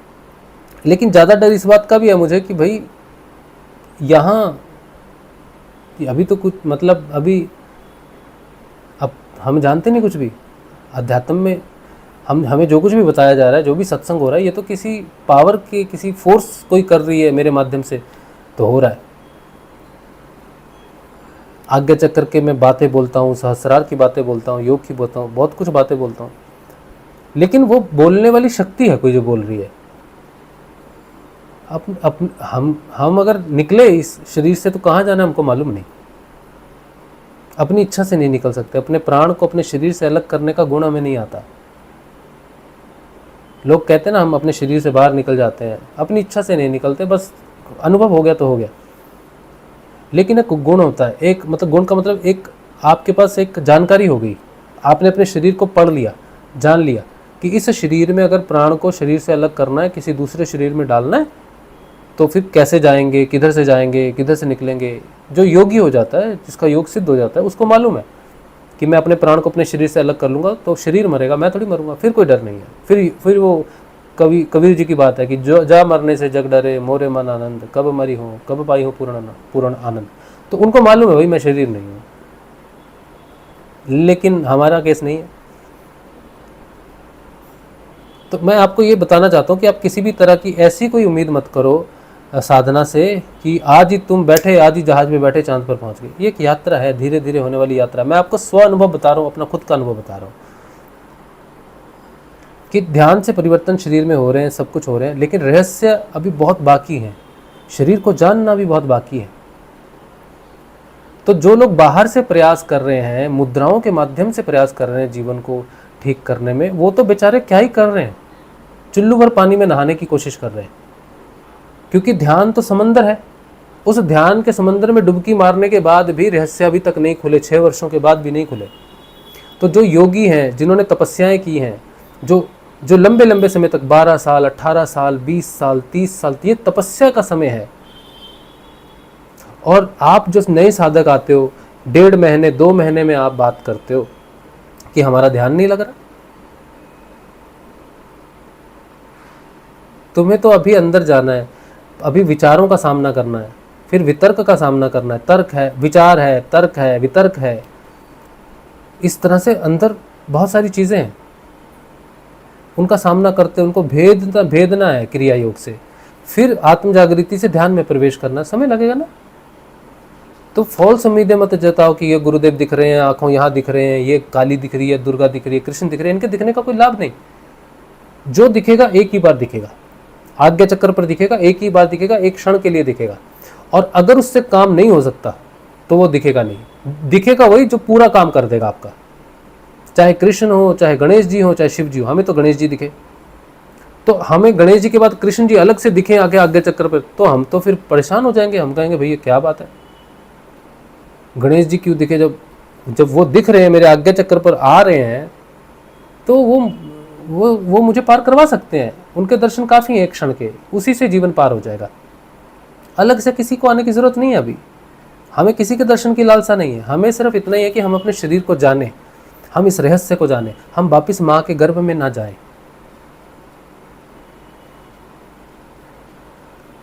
वो स्थिति नहीं, अभी तो नहीं है। योगानंद जी हुए, योगानंद जी ने कहा कि मैं इतने समय पर, इतने सेकंड पर अपने शरीर को छोड़ दूंगा, और योगानंद जी ने करके दिखाया, अपने शरीर से छोड़ दिया, समाधि ले ली। तो योगानंद जी को अगर रास्ता मालूम है, वो भी तो मनुष्य का शरीर था, आपका भी तो मनुष्य का शरीर है, मेरा भी तो मनुष्य का शरीर है, मैं भी तो उसी योग में हूं। तो उन्होंने एक स्थिति हासिल की, नहीं मर सकते योगानंद जी। शरीर गया लेकिन योगानंद जी तो नहीं गए। लेकिन आज हम योग में है, 6 वर्ष हो गए लेकिन अभी तक नहीं पहुंचे, यानी कि हमारी अभी भी बाकी है। तो डर लगेगा नहीं? तो डर लगेगा। शरीर में घाव हो गया या कैपिलरी या कोई विटामिन कम हो गया, क्यों कम हो गया? शांभवी मुद्रा लग रही है, रस स्त्रावित हो रहे हैं, सारा शरीर पोषित होना चाहिए, जिंजीवाइटिस कैसे हो सकता है? पिनियल ग्लैंड एक्टिवेट हो गया है, ध्यान है, सक्रिय ध्यान है, फिर भी जिंजीवाइटिस कैसे हो सकता है? तो सच्चाई है, एक्सेप्ट करना पड़ेगा कि कुछ कहीं कमी है। शांभवी मुद्रा के प्राप्त होने के बाद भी, पिनियल ग्लैंड के एक्टिवेट होने के बाद भी शरीर में बीमारी कहाँ से उत्पन्न हो रही है? कौन सा वो लेवल है जहाँ से बीमारी नीचे उतरती है? शांभवी मुद्रा तो उसको रिवाइव करती है, उसको ठीक करती है डॉक्टर की तरह। लेकिन रोग आ क्यों रहा है शरीर में? यानी कि रोग शांभवी मुद्रा से भी ऊपर से आ रहा है। मेरा कहने का मतलब ये है कि शांभवी मुद्रा कोई अंतिम नहीं है। पिनियल ग्लैंड को एक्टिवेट कर लिया, मास्टर ग्लैंड को एक्टिवेट कर लिया, फिर भी बीमारी हो रही है। जिंजीवाइटिस जैसी समाज जो विटामिन की कमी से हो रही है, क्यों हो रहा है विटामिन की कमी भाई?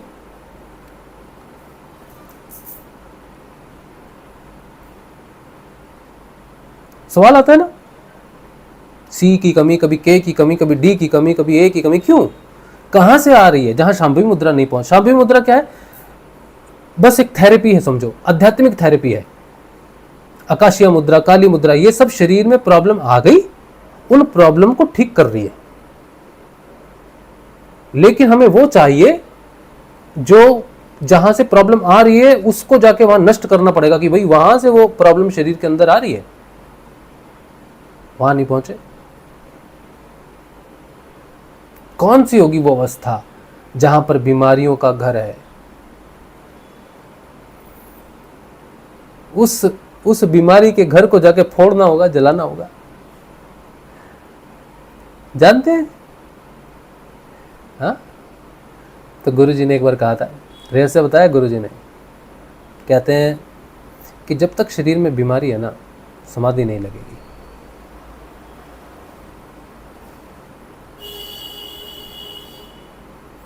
तो ये जिसको जिंजीवाइटिस हो उसकी समाधि कैसे लग सकती है? कोई मतलब ही नहीं है ना। चाहे छोटी बीमारी जो भी है, शुगर है किसी को प्रेशर है, मुझे जिंजीवाइटिस हो गया 1.5-2 महीने पहले, ये कैपिलरी फट गई, कैसे जा सकते हैं समाधि में? नहीं जा सकते। तो ये रोग जो आ रहे हैं ना, ये जो आ रहा है, जो भय प्रकट हो रहा है, मृत्यु का भय प्रकट हो रहा है, ये कुछ भी हो रहा है, ये रोक रहा है कि भाई आगे नहीं जाना तुमको। तो गुरुजी ने कहा अब कुंडलिनी इसीलिए क्रिया करवाती है, कुंडलिनी देखती है कि ये बीमारी रास्ता रोक रही है, तो वहां तक जिसकी पहुंच है वो है कुंडलिनी। तो कुंडलिनी की पहुंच सहस्त्रार तक है, वो अंतिम तक जाएगी, उसको मालूम है कहाँ से आ रही है, कौन सी बीमारी आ रही है। तो उसकी सहायता से फिर वो क्रियाएं करवाती है कि चलो अभी के लिए ठीक करो इसको, शांभवी मुद्रा से करो, आकाशीय मुद्रा से करो, योग निद्रा से करो, ध्यान से करो, इसको ठीक करो। लेकिन वो जानती है कि ये सिर्फ ठीक करने के प्रोसेस हैं सारे, जहां से आ रहा है वहां जाना पड़ेगा इसकी चेतना को, वहां जाके उसको नष्ट करना पड़ेगा, और वो कुंडलिनी मेरे लिए नष्ट कर, मुझे जाना पड़ेगा वहां पर। तो वो दो चीजें हैं, एक है सबीज, एक है निर्बीज। जब तक सारे कर्मों के बीज नष्ट नहीं होते हैं तब तक जन्म लेना पड़ता है। गुरुदेव कहते हैं एक भी कर्म बच गया तो जन्म लेना पड़ेगा तुमको, और जिस कारण जन्म हो, चाहे वो अच्छा कर्म हो बुरा कर्म हो, वो उसे पाप कर्म में ही माना जाएगा। माँ के गर्भ में जाना कौन सा सुख का अनुभव है? उल्टा होके लटकना है, वहाँ माँ का खून है, पीक है, पानी है, जो भी है, पेशाब है, मल है, मूत्र है, वहीं पर ही है। कौन सी अच्छी स्थिति है वो? जो वापस माँ के गर्भ में डाल दे वो कोई पुण्य कर्म तो नहीं हो सकता। वो कर्म चाहे कितना भी अच्छा क्यों ना हो, संसार में माँ का गर्भ लाता है, और ये प्रकृति का ब्रह्मांड उसका गर्भ है। तो मैं आपको ये सारी चीज़ें इसलिए बता रहा हूँ कि देखो मेरे दोस्तों, कि आप देखते होंगे इंटरनेट पे बहुत सारी चीज़ें देखते होंगे, लेकिन ये साधना एक तपो मार्ग है, अग्नि मार्ग है। इस पर मैं चल रहा हूँ तो मैं आपको साफ सच सच बता रहा हूँ। कोई झूठी आशा दिलासा नहीं लगानी चाहिए आपको कि ये मुद्राएं लग जाएंगी, वो मुद्राएं लग जाएंगी। है तो मैंने आपको बताया भी सारा कुछ, लेकिन असली मूल बीमारी उत्पन्न नहीं होगी ना, तुम्हारे शरीर में कोई बीमारी होगी नहीं ना, तो तुम्हें शांभवी मुद्रा, आकाशीय मुद्रा, काली मुद्रा, गोचरी मुद्रा, इनकी आवश्यकता ही नहीं है। इनकी आवश्यकता तब है जब कोई प्रॉब्लम है। तो कोई किसी को प्रैक्टिस करवा रहा है तो इसका मतलब है वो आत्मा की तरफ नहीं जा रहा, वो शरीर की तरफ ही रोक रहा है उसको, चाहे वो जग्गी वासुदेव क्यों ना हो, कितना बड़ा गुरु है, सोचो इतनी बड़ी ईशा फाउंडेशन है उसकी। लेकिन शांभवी मुद्रा, कौन सी पुस्तक में लिखा है कि शांभवी मुद्रा आत्मा को जागृत कर सकती है? दिखाओ, नहीं है कहीं भी। फिर भी लोग जाते हैं शांभवी मुद्रा की प्रैक्टिस करने। एक व्यक्ति भी नहीं पूछता कि इससे आत्मा जागृत होगी क्या, इससे क्या वो बीज नष्ट हो जाएगा जहाँ से बीमारियाँ शरीर में आती हैं। जब तक प्रैक्टिस करेंगे तब तक ठीक है, प्रैक्टिस बंद कर दी वापिस गिर जाएंगे। और समय जो है, काल जो है सबसे बड़ा होता है। तुम्हारे पास आ भी रहे हैं तो कर्म की वजह से नहीं आ पाएंगे, काल का कल हावी हो जाएगा तो आ भी नहीं पाएंगे, कुछ कर भी नहीं पाएंगे। तो इससे पहले कि काल हावी हो जाए वहां पहुंचना है, उस आत्मा को पूर्ण रूप से प्राप्त कर लेना है हमको, कि हम वो बीज नष्ट कर दें जाके जहां से बीमारियां उतर रही हैं। और आज्ञा चक्र पे तो वो है नहीं। आज्ञा चक्र पे मेरे एक बंधु है, पूछते थे राजू कब तक ठीक होगी यार हमारी ये बीमारियां। तो मैंने कहता था जागृति के साथ होना चाहिए, यहाँ विशुद्धि में सब कुछ क्लीन होता है, विशुद्धि में सब कुछ क्लीन होगा, सब शुद्धि होगी तो सारी बीमारियां ठीक हो जाएंगी। अच्छा, फिर आगे ध्यान में गए तो फिर मैंने उनसे कहा कि ध्यान में आ गए हैं, ध्यान में योग हो रहा है, वृत्तियां रुकती हैं, परिवर्तन होता है, तमोवृत्ति रजो में बदलेगी, तमोवृत्ति की सारी बीमारियां ठीक होंगी, वो भी फिलॉसफी है, तो वो तो चल रही है अभी। लेकिन आज्ञा चक्र पर हम जाके नहा लिए, नहाने के बाद भी बीमारी है, तो यानी कि आगे है बीज, और आगे है। आज्ञा चक्र पर बीज नहीं है। तो साधना करनी चाहिए, प्रेम से साधना करो, सच्चाई से साधना करो, स्वयं के प्रति सच्चे रहो। लोग तुम्हें एक्सेप्ट करें, दुदकारे, गाली दे, वो उनकी बात है। एक कल किसी व्यक्ति ने हमें अच्छी खासी सुनाई, बोला यार मैसेज दिया था, बोला तूने गीता पढ़ी है, वेद पढ़े, तू वेदों से कोसों दूर है। तो मैं तो बोलता हाँ वेदों से तो मैं कोसों दूर है, गीता से भी दूर हूँ। मैं तो अपने शरीर को जानना चाह रहा हूँ। मैं ये यात्रा मैं अपने अमृतत्व के लिए कर रहा हूँ। ये यात्रा मैं अमर होने के लिए कर रहा हूँ, शरीर की अमरता के लिए कर रहा हूँ। जहाँ शरीर नहीं मरता है वहाँ जाने की कोशिश कर रहा हूँ। मेरा वेदों से क्या लेना देना भाई? मैं वेद क्यों पढ़ूँ? मैं गीता क्यों पढ़ूँ? मैं अपने शरीर को पढ़ूंगा ना, मुझे अमरता मेरे शरीर में मिलेगी कुछ पढ़ के थोड़ी मिलेगी। तो why should I read those things? मैं अपने शरीर को जानूंगा तो वो सब अपने आप ही प्रकट हो जाएगा, क्योंकि जितने भी वेद प्रकट हुए हैं शरीर के लिए तो हुए, बिना शरीर के वेद की क्या आवश्यकता है आपको? तो लोग समझते नहीं है इस बात को कि सच्चाई को नमस्कार करना चाहिए और सच्चाई की रिस्पेक्ट करनी चाहिए, दुत्कारना नहीं चाहिए उसको। हमें जो शिक्षा दी गई है बहुत गलत शिक्षा दी गई है, लेकिन लोगों को मालूम भी तो नहीं है ना शिक्षा सही क्या है गलत क्या है, क्योंकि आध्यात्मिक शिक्षा तो दी नहीं जा सकती। मैंने भी कोशिश की थी, नहीं दे सका। हम अपने परिवर्तनों को लोगों को जरूर बता सकते हैं, लेकिन किसी को कुछ दे नहीं सकते। और गुरुजी ने ये बात कितनी अच्छे से बोली है। कहते गुरुजी से किसी ने कहा कि देखो आप दीक्षा देते हो, लोगों से पैसे ले सकते हो दीक्षा के, तो गुरुजी ने एक बात कही, कहता मैं किसी से क्यों लूँ, हक ही नहीं बनता मेरा। बोले क्यों? गुरुदेव कहते मैं किसी को कुछ देता ही नहीं।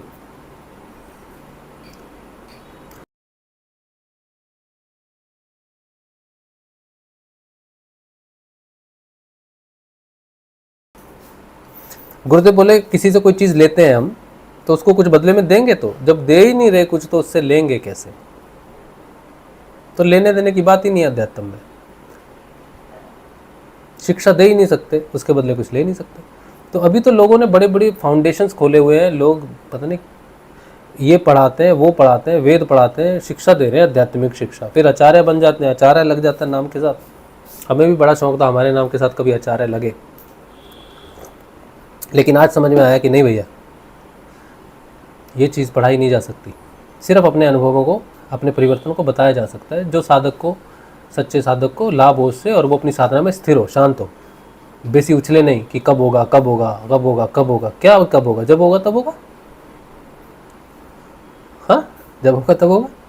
तो सच्चाई बताने वाले आप लोग आगे बढ़ेंगे। आज आप हमारा सत्संग देख रहे हैं, मुझे उम्मीद है कि हमारे पास जो भी स्थिति रहे हम हमेशा सच बोले। किसी भी साधक को किसी भी प्लेटफॉर्म पे हमें बुलाया जाए, अपने सम्मान के लिए, हम कभी अपनी झूठी प्रतिष्ठा के लिए साफ बताएं कि भाई ये बात है, ये ध्यान की स्थिति है, ये इसकी स्थिति है, और हमारी अभी ये स्थिति है। तो उसको क्लियर तो हो जाएगा ना कि भाई कितनी लंबी यात्रा है। नहीं तो आज लोग आते ही हैं इस भ्रम से, आज ही ध्यान करेंगे, आज ही गुरुदेव दिख जाएंगे, आज ही समाधि में चले जाएंगे, आज ही ये हो जाएगा वो हो जाएगा। बहुत गलत धारणा है बच्चों की। असलियत का सामना करके साधना को अलग अपना रखो और जीवन को अपना जियो।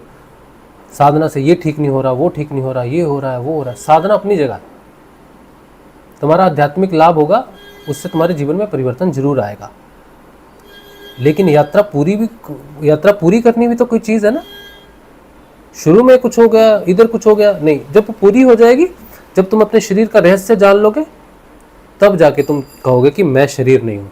आज मैं नहीं कह सकता ये बात कि मैं शरीर नहीं हूँ, क्योंकि आज ये बीमारी हुई तो मेरे को कष्ट दे रही है। मैं नहीं कह सकता ये बात। गुरुजी कहते तुम शरीर नहीं हो, आत्मा हो, सुन लिया, लेकिन साक्षात्कार तो अभी नहीं हुआ गुरुजी। हाँ, ये भी है कि योग हो रहा है, कहीं जा रहे हैं, लेकिन शरीर तो जुड़ा हुआ है ना। तो मैं तो शरीर ही हूँ अभी तक योग के बाद भी 6 साल के बाद भी मैं शरीर ही हूँ, क्योंकि मेरी अभी भी शरीर व्यक्तिगत चेतना बनी हुई है शरीर के साथ, आत्म चेतना प्रतिष्ठित नहीं हुई पूरी तरह से। तो लोग कहते हैं ना 12 साल की यात्रा होती है जनरली, 12 की भी हो सकती है। जो बड़ी अच्छी चेतना वाले नीचे आते हैं वो 12 दिन में भी हो सकती है उनकी। हमें 12 वर्ष लग सकते हैं, 24 वर्ष लग सकते हैं, 12 से और 12 दिन जोड़ लो, 12 वर्ष 12 दिन, ऐसे। मतलब वो जो हमारी जन्म पत्रिका होती है ना, उसमें 12 भाग होते हैं। पहला होता है जन्म का, फिर दूसरा, तीसरा, चौथा, पाँचवा, 6वां, 7वां, 8वां, 9वां, 10वां, फिर 11, फिर 12वां भाग होता है मोक्ष का, फिर एक जन्म। तो किसी का 12वां भाग मोक्ष हो गया तो पहले भाग में नहीं आएगा, जन्म नहीं होगा। तो 12वां भाग मोक्ष का, तो ये जो 12 खाने हैं यही 12 वर्षों के हिसाब से माने जाते हैं। जैसे 12 महीने हो गए उसी को 12 वर्ष हो गए, तो ऐसा कुछ है। लेकिन वो जन्म पत्रिका में रहस्य है जन्म का और मोक्ष का। जो ज्योतिष होते हैं वो रहस्य तो जान लेंगे, लेकिन वो खुद मोक्ष नहीं ले सकते क्योंकि ज्योतिष विज्ञान है, जागृति का साधन नहीं है। ठीक है, चलिए। तो ये बात होगी बहुत लंबी चौड़ी, 1 घंटा 10 मिनट। उम्मीद है कि आज के सत्संग में आपको थोड़ी जानकारी हो मुद्राओं की, और ये भी जाने कि मुद्राओं के पीछे नहीं भागें और योग में बने रहें। समय लगता है भैया, है ना, समय लगेगा। आराम से अपना जीवन जिएं, अपना खाएं पिएं सब करें और साधना करते रहें। कल होगा परसों होगा पता नहीं कब होगा, जब होगा तब होगा, लेकिन यात्रा है। चलो अब आते जाते हैं प्रश्नों पे। आप सभी को जय श्री गुरुदेव।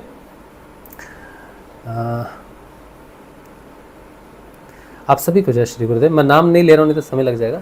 शान कह रहे हैं ऐसा लग रहा है जैसे जीवन को दिशा मिल गई है। आपका बहुत बहुत आभार। गुरुदेव जी का नाम जपो शान, और गुरु भगवान वो चेतना है, वो परम चेतना है जो आपको आपके लक्ष्य तक पहुंचाएंगे।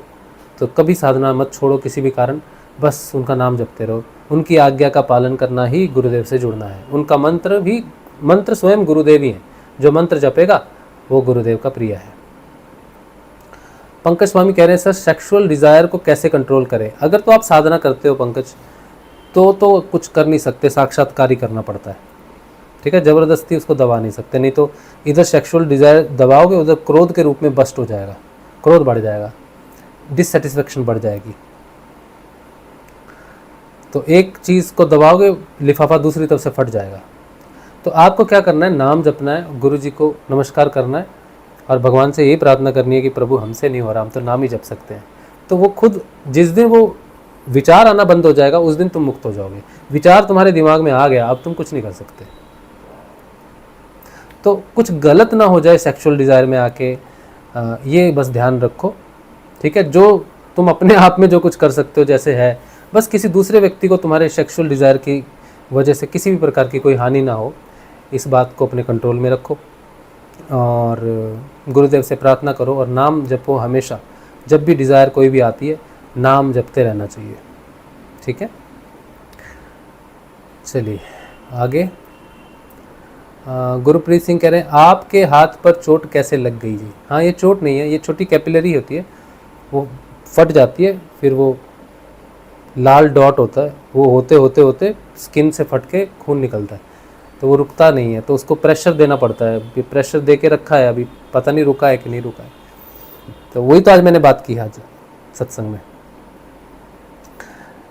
रांसी कह रहे क्या ये मुद्राएं सभी को लगेगा? ये तो कुछ कहा नहीं जा सकता कि सभी को ये मुद्राएं लगेंगी कि नहीं, पर ये क्योंकि ध्यान से संबंधित हैं तो मुझे लगता है कि सभी को अनुभव जरूर होना चाहिए। जो भी साधन पथ पर है उन सभी को ये अनुभव ज़रूर होगा। मेरे ख्याल से तो होना चाहिए सभी को अनुभव। लेकिन अब कोई पूर्ण पात्र है, वो सब रेडी किया हुआ है उसने, वो सीधा ध्यान में चला जा रहा है, तो फिर क्या ही ज़रूरत है। ये ध्यान के आगे की ध्यान की तैयारियों के लिए है ये सारी मुद्राएं। शरीर को स्वस्थ रखना है, शरीर को अच्छा रखना है, शरीर की कमियां दूर करनी है, उस लिए ये है। अगर किसी के शरीर में कोई कमी नहीं है, मस्त है, तो मुद्राओं की ज़्यादा आवश्यकता नहीं उसको। दी सन ऑफ ट्रेजर्स मास्टर,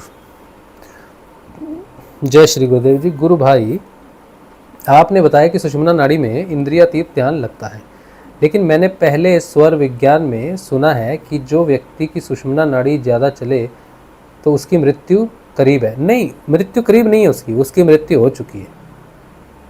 जिस व्यक्ति की सुषुम्ना चल रही है उसकी मृत्यु हो रही है, और ये ठीक पढ़ा तुमने।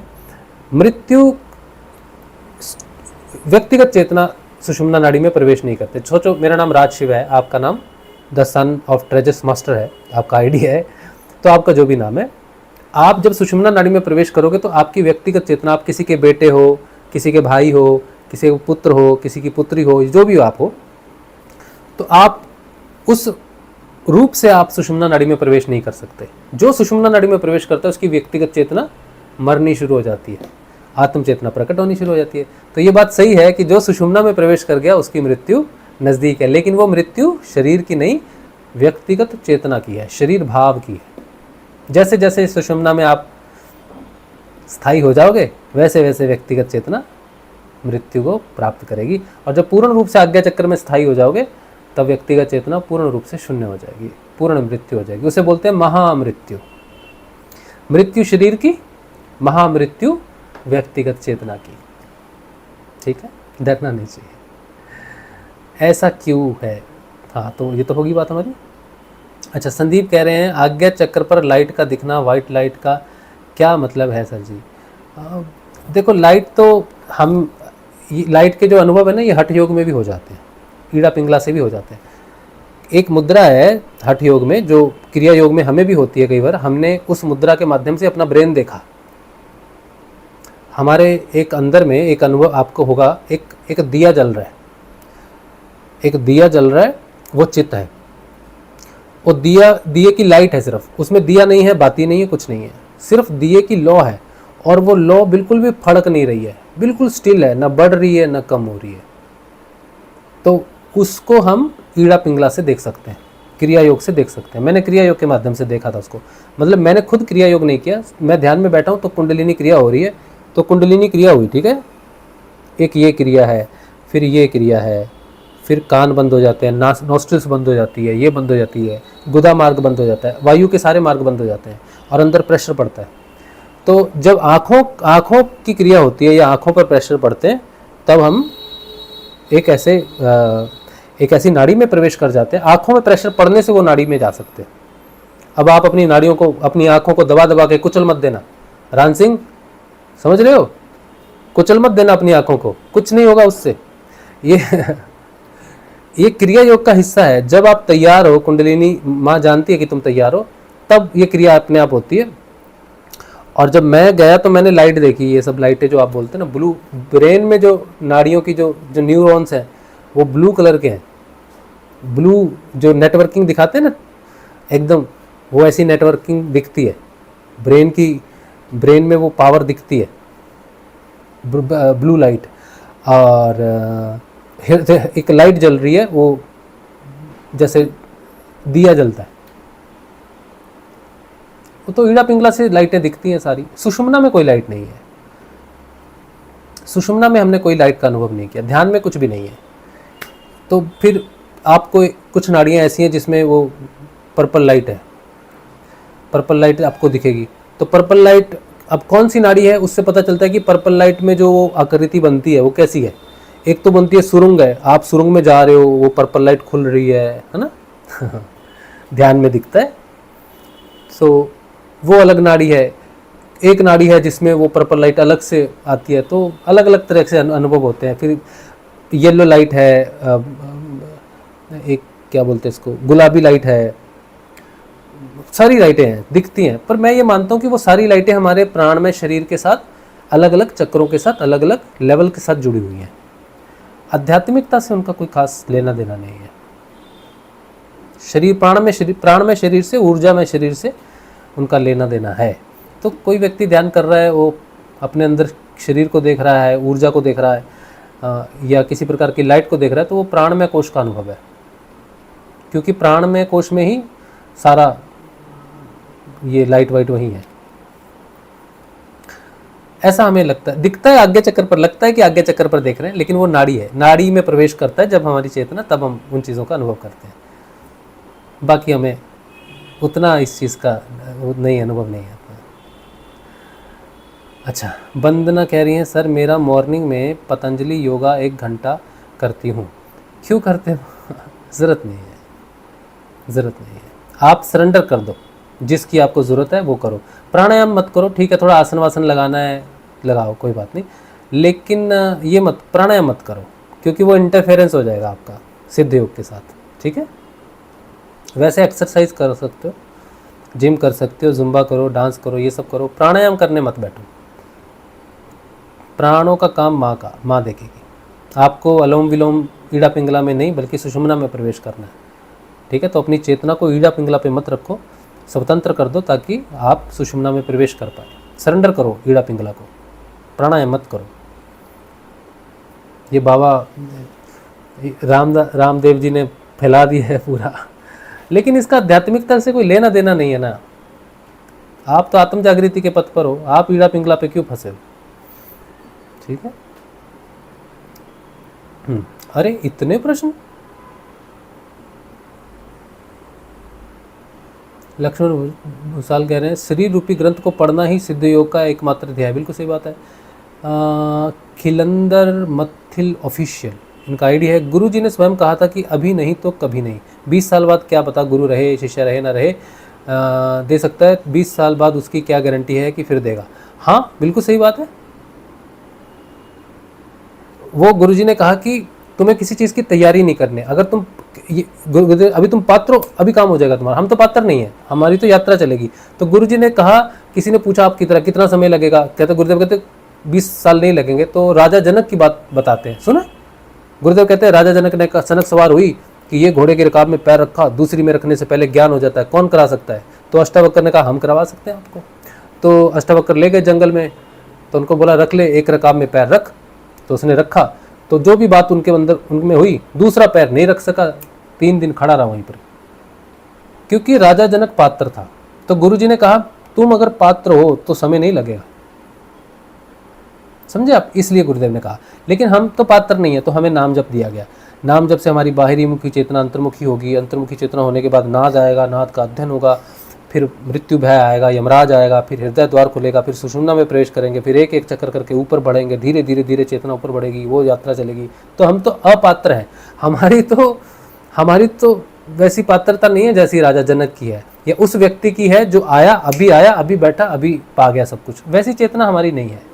लेकिन गुरु जी में वो क्षमता है कि कोई गुरु के सामने ऐसा पात्र आ जाए तो गुरुदेव को समय नहीं लगेगा। तो गुरुदेव ने अपनी क्षमता के बारे में बताया कि मेरे सामने बैठो पात्र होके, 20 साल नहीं लगेंगे, ये काम हो जाएगा अभी। ठीक है, समझे आप? हमारी पात्रता की बात नहीं की गुरुदेव ने। गुरुदेव की पात्रता है कि वो दे सकते हैं। आपका लोटा जो है आपका, वो नीचे से पंचर नहीं होना चाहिए। आपके पास रिसीव करने की शक्ति है तो काम हो जाएगा इसी क्षण। वॉइस ओवर पोटेंशियल्स कह रहे हैं मुझे अक्सर आकाशीय मुद्रा लगती है। आपने ही सबसे पहले मुद्रा का नाम बताया था। अच्छा, वॉइस ओवर पोटेंशियल देवेंद्र आप हो क्या? हाँ अच्छा, हाँ आकाशीय मुद्रा लग रही है, बहुत अच्छी बात है। आकाशीय के साथ ये भी तो लगनी चाहिए, क्या बोलते हैं इसको, शांभवी। ये चारों मुद्राएं जो पीछे दे रखी हैं, चारों एक ही साथ लगती हैं जनरली। चलो एक तो लगती है। माहीपाल सिंह राठौड़ बीजाठल, MP सिंह राठौड़। अच्छा जी। ध्यान को एकाग्रता कैसे कर, कौन सा योग करें? आपको कुछ भी नहीं करना। जिस योग में हम हैं उस योग में तो हमें कुछ नहीं करना पड़ता। नाम जप करना पड़ता है, गुरुजी का ध्यान करना पड़ता है 15 मिनट। तो कुछ साल हम क्रिया योग में रहे, 5 सालों के बाद हमने ध्यान योग में प्रवेश किया। हमने कुछ भी नहीं किया, हमने गुरु की आज्ञा का पालन किया, गुरु का मंत्र, गुरु का ध्यान, बाकी कुछ नहीं करना है। बस उसी से ही आगे सारी यात्रा होती है। ये गुरु शिष्य परंपरा में होने वाला योग है, सिद्ध योग। इसमें हमारे जो प्रयास हैं वो किसी काम के नहीं है। तो गुरु की आज्ञा ही सर्वोपरि रहती है। ठीक है जी। बाकी तो हमको अलग योगों के बारे में हमको मालूम नहीं है कि कोई कैसे जाता है। लेकिन सिद्ध योग में, निष्काम योग में गुरु पर समर्पण करके छोड़कर काम अपने आप होता रहता है। इसमें हमें कुछ नहीं करना पड़ता। गुरु जी ने कहा आपको कुछ नहीं करना है भाई, नाम जपना है, ध्यान करना है, आगे छुट्टी, मेरे में क्षमता है तो काम हो जाएगा। ये गुरु जी के शब्द हैं। तो उसी से ही हो रहा हमारा तो। IS राठौड़ कह रहे हैं गुरु भाई नमस्कार, जय गुरुदेव, जय दादा गुरुदेव। गुरु भाई आपको देखकर हमें बहुत अच्छा लगता है और आपके और गुरु जी के साथ नित्य से आज हम सिद्धियों की साधना में आज हम बहुत प्रगति। आगे कहाँ है मैसेज आपका? सिद्धियों में प्रगति कर लिया आपने? सिद्ध योग में आप कहना चाहते हो, सिद्ध योग में आपने समझा होगा। तो ये अच्छी बात है कि सिद्ध योग की जानकारी आपको हो रही है। हाँ, बहुत अच्छी बात है। हम देखते हैं आपका आईडी। आप रोज़ तो नहीं आते, कभी कभी आते। चलो, जय श्री गुरुदेव। साजन 4475 इनका आईडी है। ध्यान करते वाइट कलर की रोशनी तेजी से जाती हुई दिखती है, उसका क्या मतलब हुआ? जब तक कोई भी अनुभव आपके जीवन को रूपांतरित ना करे, जब तक कोई भी अनुभव आपको अंदर में ना बताए कि इसका अर्थ ये है, तब तक उसको कचरे में डाल देना चाहिए। कोई भी अनुभव हो, कोई भी आ जाए ध्यान में, शिव आ जाए, कृष्ण आ जाए, दुर्गा आ जाए, लक्ष्मी माता आ जाए, कोई भी आ जाए, अगर परिवर्तन नहीं देता तो बोला गेट आउट। सीधा बोल देना गेट आउट, नहीं चाहिए। क्योंकि भगवान का या किसी अनुभव का जीवन में होने का मतलब है कि वो आपके जीवन को परिवर्तन करने आया, नहीं तो हमें क्या जरूरत है भाई। हम यहाँ के बिल्ले बैठे, फ्री बैठे हैं कि कोई भी आएगा, ध्यान में आएगा, टाइम नष्ट करके जाएगा। नहीं, वी आर वेरी सीरियस। जो सत्य है उसी को हम एक्सेप्ट करेंगे। माया कभी शिव बन के आएगी, कभी लाइट बन के आएगी, कभी ये करके आएगी, ना जी नमस्ते। तो जो परिवर्तन आपको स्वयं जानकारी ना दे कि मैं ये हूं, तब तक वो परिवर्तन किसी काम का नहीं। जिस परिवर्तन को आपके अनुभव को कोई दूसरा व्यक्ति बता रहा है तो वो अनुभव हुआ नहीं, वो कुछ नहीं है। आपको आगे बढ़ जाना चाहिए, उसको छोड़ देना चाहिए। मैं आपको सच बता रहा हूं, लोगों ने अनुभवों को ऐसे जकड़ के पकड़ के रखा हुआ है, ऐसे पकड़ के रखा हो, छोड़ने नहीं चाहते। कुछ भी नहीं है, वो माया है, छोड़ ही नहीं सकते, सिद्ध योग छोड़ के चले जाते। और कुछ लोगों को, एक गुरु बहन आई थी, उनको भी इस तरह से लाइट कुछ बहुत पहले दिखी, उनको अनुभव हुए, लेकिन वो सिद्ध योग में आई, कुछ दिन रही, फिर वो चली गई। उन्होंने कहा कि हमें ये नहीं मिल रहा, मतलब ऐसा कुछ उनको सेटिस्फेक्शन नहीं हुआ शायद यहाँ पर। लेकिन मैं ये जानता हूँ कि उनको रुकना चाहिए था, उनको अपना जो भी पीछे उनके पास जो कुछ भी था उनको यहाँ पर सरेंडर करना था, खाली होना था। लेकिन खाली नहीं हुए, उनको लगा कि उनके पास जो कुछ है, बहुत कुछ है। असल में सिद्ध योग में कोई भी व्यक्ति आता है गुरुदेव रामलाल जी से के पास, तो खाली हो जाता है। गुरुदेव उसकी सारी जो भी पीछे जो भी कमाई है ना, उसको सबको उड़ा देते हैं, खाली कर देते हैं एकदम। और जो खाली होने आता है वही आत्म रूप में प्रकट होता है। और जो खाली होने के डर से चला जाता है, जो सोचता है मेरे पास पहले से ज़्यादा कुछ है, यहाँ कुछ नहीं है, फिर वो ज़्यादा कुछ बोझ बन के रह जाता है। पर ये बात हम समझाएं भी कैसे? हमारा तो अधिकार नहीं है हर व्यक्ति को ज़बरदस्ती समझाना। लेकिन ये खाली होने की साधना, जो आएगा सब खो देगा। यहाँ पर कुछ छोड़ना नहीं गुरुदेव ने, सब जला के भस्म कर देना है। अच्छा, दिनेश लोहार कह रहे हैं धर्मेंद्र जी जो कुछ भी कर रहे हैं क्या गुरुदेव के आदेश से कर रहे हैं? देखिए, जो व्यक्ति जो भी कर रहे हैं, जब तक गुरुदेव न्याय नहीं करते तब तक हम उनको दोषी नहीं ठहराते, किसी को भी दोषी नहीं ठहराते। जो जैसी वृत्ति का व्यक्ति होता है, जिसको जिस चीज़ में अच्छा लगता है वो उसी दिशा में चला जाता है। तो उनको वो चीज़ लग रही है, सही लग रही होगी तो वो कर रहे हैं। समझदार पढ़े लिखे व्यक्ति हैं, तो अनपढ़ तो है नहीं कि कुछ जानकारी नहीं है, तो वो खुद कर रहे हैं। उनको कुछ मिल रहा होगा, उनके पास जो लोग जा रहे हैं उनको कुछ मिल रहा होगा। तो जिसको जहाँ जो मिल रहा है, खुशी हो रही है, तो उनको तो स्वतंत्रता होनी चाहिए। तो जब न्याय होता है संसार में, तभी वो चीज़ों का आगे दुनिया को शिक्षा मिलती है। तो वो चल रहे हैं, और चल रहे हैं तो ठीक ही होंगे। जब चल रहे हैं तो कुछ कह नहीं सकते उसके बारे में। हमें इतना पता है कि हमें तो सिर्फ अपने परिवर्तनों का प्रचार करना है, और हम किसी के लिए कुछ नहीं कर सकते, हम किसी की कोई सहायता नहीं कर सकते। हम तो खुद ही बड़े दुर्बल हैं, बस यही है। वॉइस ओवर पोटेंशियल शांभवी भी लगती है, हाँ तो फिर तो ठीक है, बढ़िया है। अच्छा चलो, और सभी को जय गुरुदेव। संजीवनी बहन लाइव देख रही है, संजीवनी बहन आज तो, नहीं तो रिकॉर्डिंग देखते हो आप तो, है ना। वंदना कह रही हैं सर मेरा आई में प्रेशर होता है। हाँ तो प्रेशर तो होता है साधना से, नाम जब से प्रेशर पड़ता है आँखों में। सिर दर्द भी होता है बहुत, याद रखना, सिर दर्द के समय छोड़कर नहीं भागना। रीना जी कह रहे हैं अगोचरी के अलावा बाकी सभी मुद्रा लगती है। अच्छा चलो, शांभवी लगनी चाहिए, काली मुद्रा लगती है, अगोचरी भी लगेगी, जरूर लगेगी। चील रांसी इनका आईडी है, कह रहे डर से ध्यान करना छोड़ दें तो क्या होगा? डर से ध्यान करना छोड़ दोगे तो कुछ दिन एंजॉय करोगे जाके, लेकिन आपके अंदर जो आपको ध्यान तक लेके आता है, जो मंत्र होता है, जो ऐजपा जाप होता है, अगर आपको वो लगा हुआ है तो वो ऐजपा जाप आपको 2 साल बाद 3 साल बाद वापस खींच के लाएगा, फिर वहीं से शुरू करना पड़ेगा आपको। सच्चा मंत्र, सच्चा गुरु कभी छोड़ता नहीं अपने शिष्य को। वो माया में डरता है, भागता है इधर उधर, लेकिन सच्चा गुरु जानता है कि इसको बचाने का मैंने वादा किया हुआ है, इसको तो बचाना ही है। तो हम नहीं जानते माया में, हमें दुख सुख बड़े डराते हैं, लेकिन गुरु जानता है कि निकालूंगा तो मैं सही तुझे, आज नहीं तो कल। तो जितना भागना है भाग, छोड़ूंगा नहीं। तो गुरु बचा लेते हैं। तो आप ध्यान के डर से कभी मत जाना, नाम जपते रहना, सब ठीक होगा। कुलभूषण सचदेवा कह रहे हैं सर्वम खलविदम ब्रह्म का क्या मतलब है। सर्वम खलविदम का ब्रह्म का मतलब है कि सब ब्रह्म है, सबके अंदर में एक ही आत्मा है, दो नहीं है, एक ही है।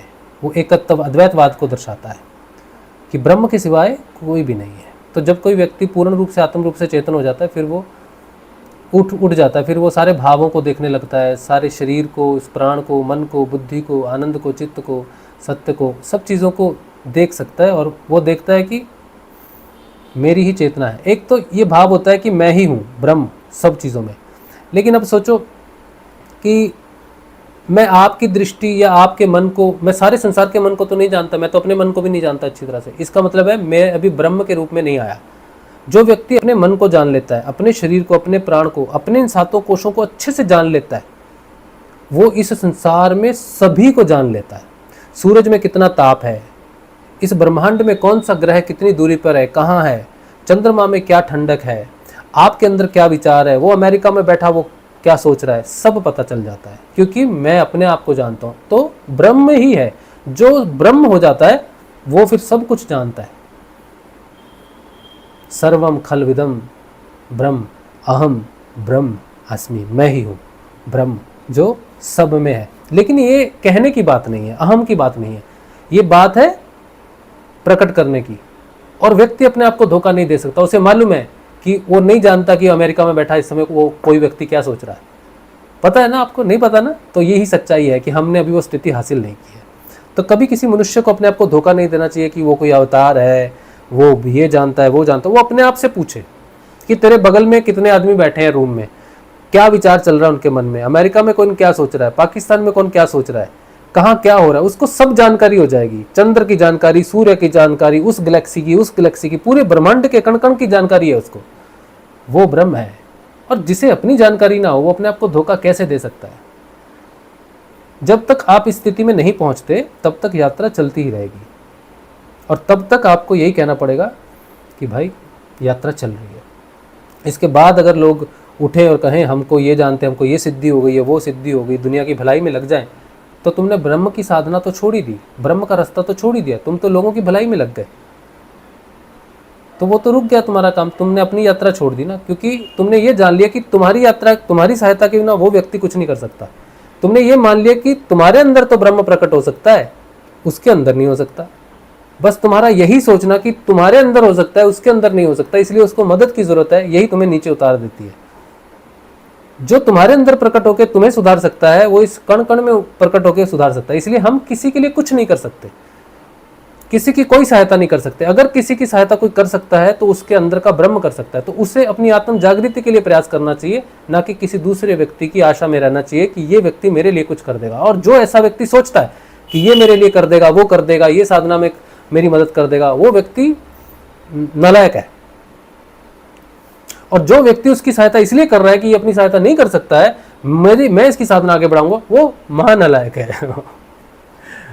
विवेकानंद ने एक बार कहा, श्री रामकृष्ण परमहंस से कहा, जब मैं अपनी चेतना को बढ़ा लूंगा, सशक्त हो जाऊंगा, मदद करने वाला, तो मैं सारी दुनिया की मदद करूंगा।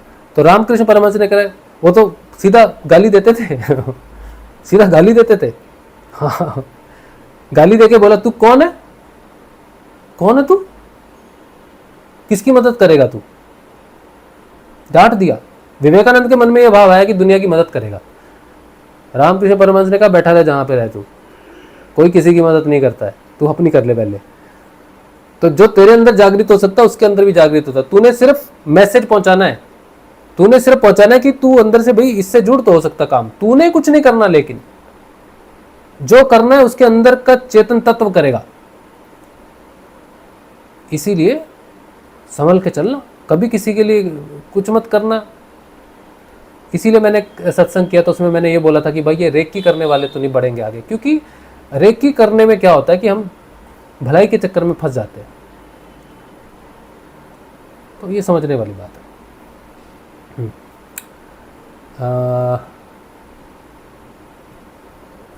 क्या भाई, कृपया लिंक भेजने की कृपा करें। ये तो चल रहा है, यही लिंक है, और तो कोई लिंक नहीं है, यही लिंक है। अगर आपको साधना की जानकारी चाहिए तो आप हमको व्हाट्सएप करेंगे 8777211139 राज शिव। आपको मुझे व्हाट्सअप करना है, मैं आपको साधना की सारी जानकारी भेज दूंगा, ठीक है।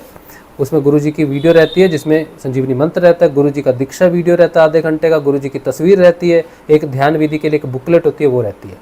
ये सारी चीज़ें मैं भेजता हूँ।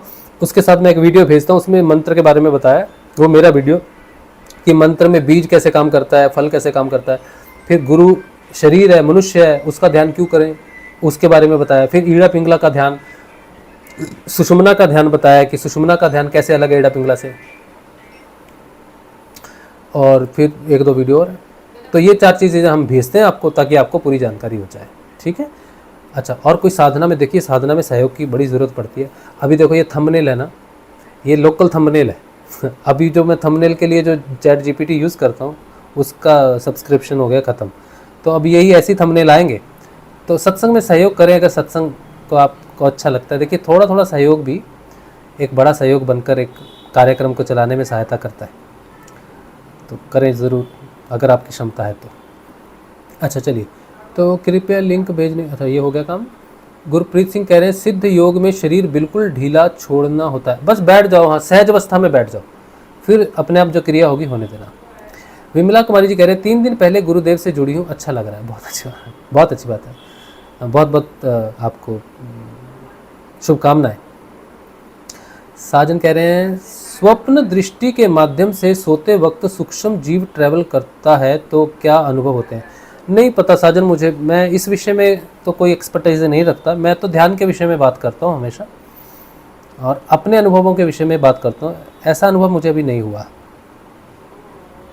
विवेक प्रधान कह रहे हैं सर हाथ में क्या हुआ है? हाथ में वो एक वो होती है कैपिलरी, वो अंदर से फूट गई है, उसका नाम क्या बोलते हैं इसको, पिटिची बोलते हैं इसको, पिटिची, PITICHEA, पिटिची बोल के एक होती है, उसमें विटामिन सी और विटामिन के कारण ना रक्त नलियाँ वीक हो जाती हैं, फट जाती हैं मैं तो डर गया था आज बहुत, मैंने कहा ये तो खून रुक नहीं रहा, अभी भी पता नहीं रुका है कि नहीं रुका है, क्योंकि वो सीधी रक्त नली है, छोटी सी कैपिलरी है। तो ऐसे अगर देखो पिंच करोगे तो वो खून निकला बंद हो गया, लेकिन वो ब्लड वेसल है, एक तरह की कैपिलरी है, वो फट जाएगी, मतलब वो कमज़ोर होगी तभी फट गई, और वो स्किन के पास में होगी तो बाहर निकल गया खून, और फिर रुकता भी नहीं है वो खून, वो दबाव प्रेशर डाल के रखना पड़ता है।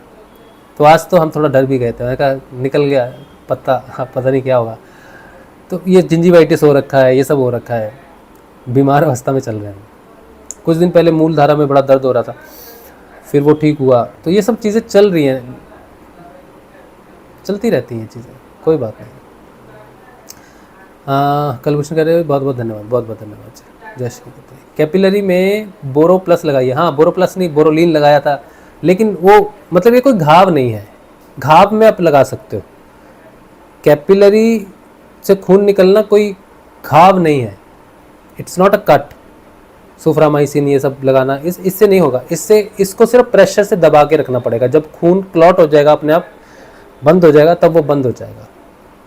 और इस पे एक दवाई मैं लेके आया हूँ, वो सांप के जहर से बनती है, वो सांप क्या करता है, सांप का जहर क्या करता है, ब्लड को क्लॉट करता है, तो उसकी एक दवाई बनती है ब्लड क्लॉटिंग के लिए, वो मतलब उसमें सांप का जहर पूरा नहीं मिलाया, बहुत मामूली सा होगा, लेकिन वो नेचुरली उसको क्लॉट को बंद करती है, तो वो मैंने अभी यूज़ नहीं की है, पता नहीं कितना सीरियस है कितना नहीं है, तो अभी तो चल रहे हैं गुरु कृपा से ठीक है। चलिए, तो आप भी साधना में बने रहें, साधना करते रहें, जीवन में आने वाली तकलीफ़ों से, बीमारियों से, किसी भी भय से कभी भी साधना नहीं छोड़ना। हर व्यक्ति के अलग कर्म प्रारब्ध होते हैं, सब व्यक्ति अपने अपने हिसाब से चलते हैं। कलभूषण कह रहे बहुत बहुत धन्यवाद, जय श्री गुरुदेव। ब्रह्म से ऊपर क्या है नहीं, हम तो ब्रह्म तक नहीं पहुँचे अभी तो पता नहीं ब्रह्म से ऊपर कौन, पता नहीं। परम ब्रह्म कहते हैं ना, परम ब्रह्म, हमें ये पता है कि सबसे ऊपर सत्य है, हम सत्य के अलावा किसी को नहीं जानते, वो सत्य का सारे स्वरूप सत्य क्या है, तो मेरे लिए सत्य ही सब कुछ है, इसीलिए हम डिफ्रेंशिएशन में नहीं जाता, इसीलिए हमने सत्य की धारा को पकड़ा हुआ है। ब्रह्म, पर ब्रह्म, काल ब्रह्म, ये ब्रह्म, वो ब्रह्म, हमें इनसे कोई लेना देना नहीं, हमें जो कुछ भी लेना देना है वो है सत्य से, हम सत्य को पकड़ के रखेंगे, जहाँ तक सत्य जाएगा वहाँ तक ही जाना है हमको, उसके आगे हमको नहीं मालूम चलिए आज का सत्संग भगवान श्री गुरुदेव के श्री चरणों में रखते हैं। कल मिलेंगे, कल के ध्यान में और कल के सत्संग में। नाम जपिए, ध्यान कीजिए और आगे बढ़िए। जय श्री गुरुदेव, जय श्री दादा गुरुदेव।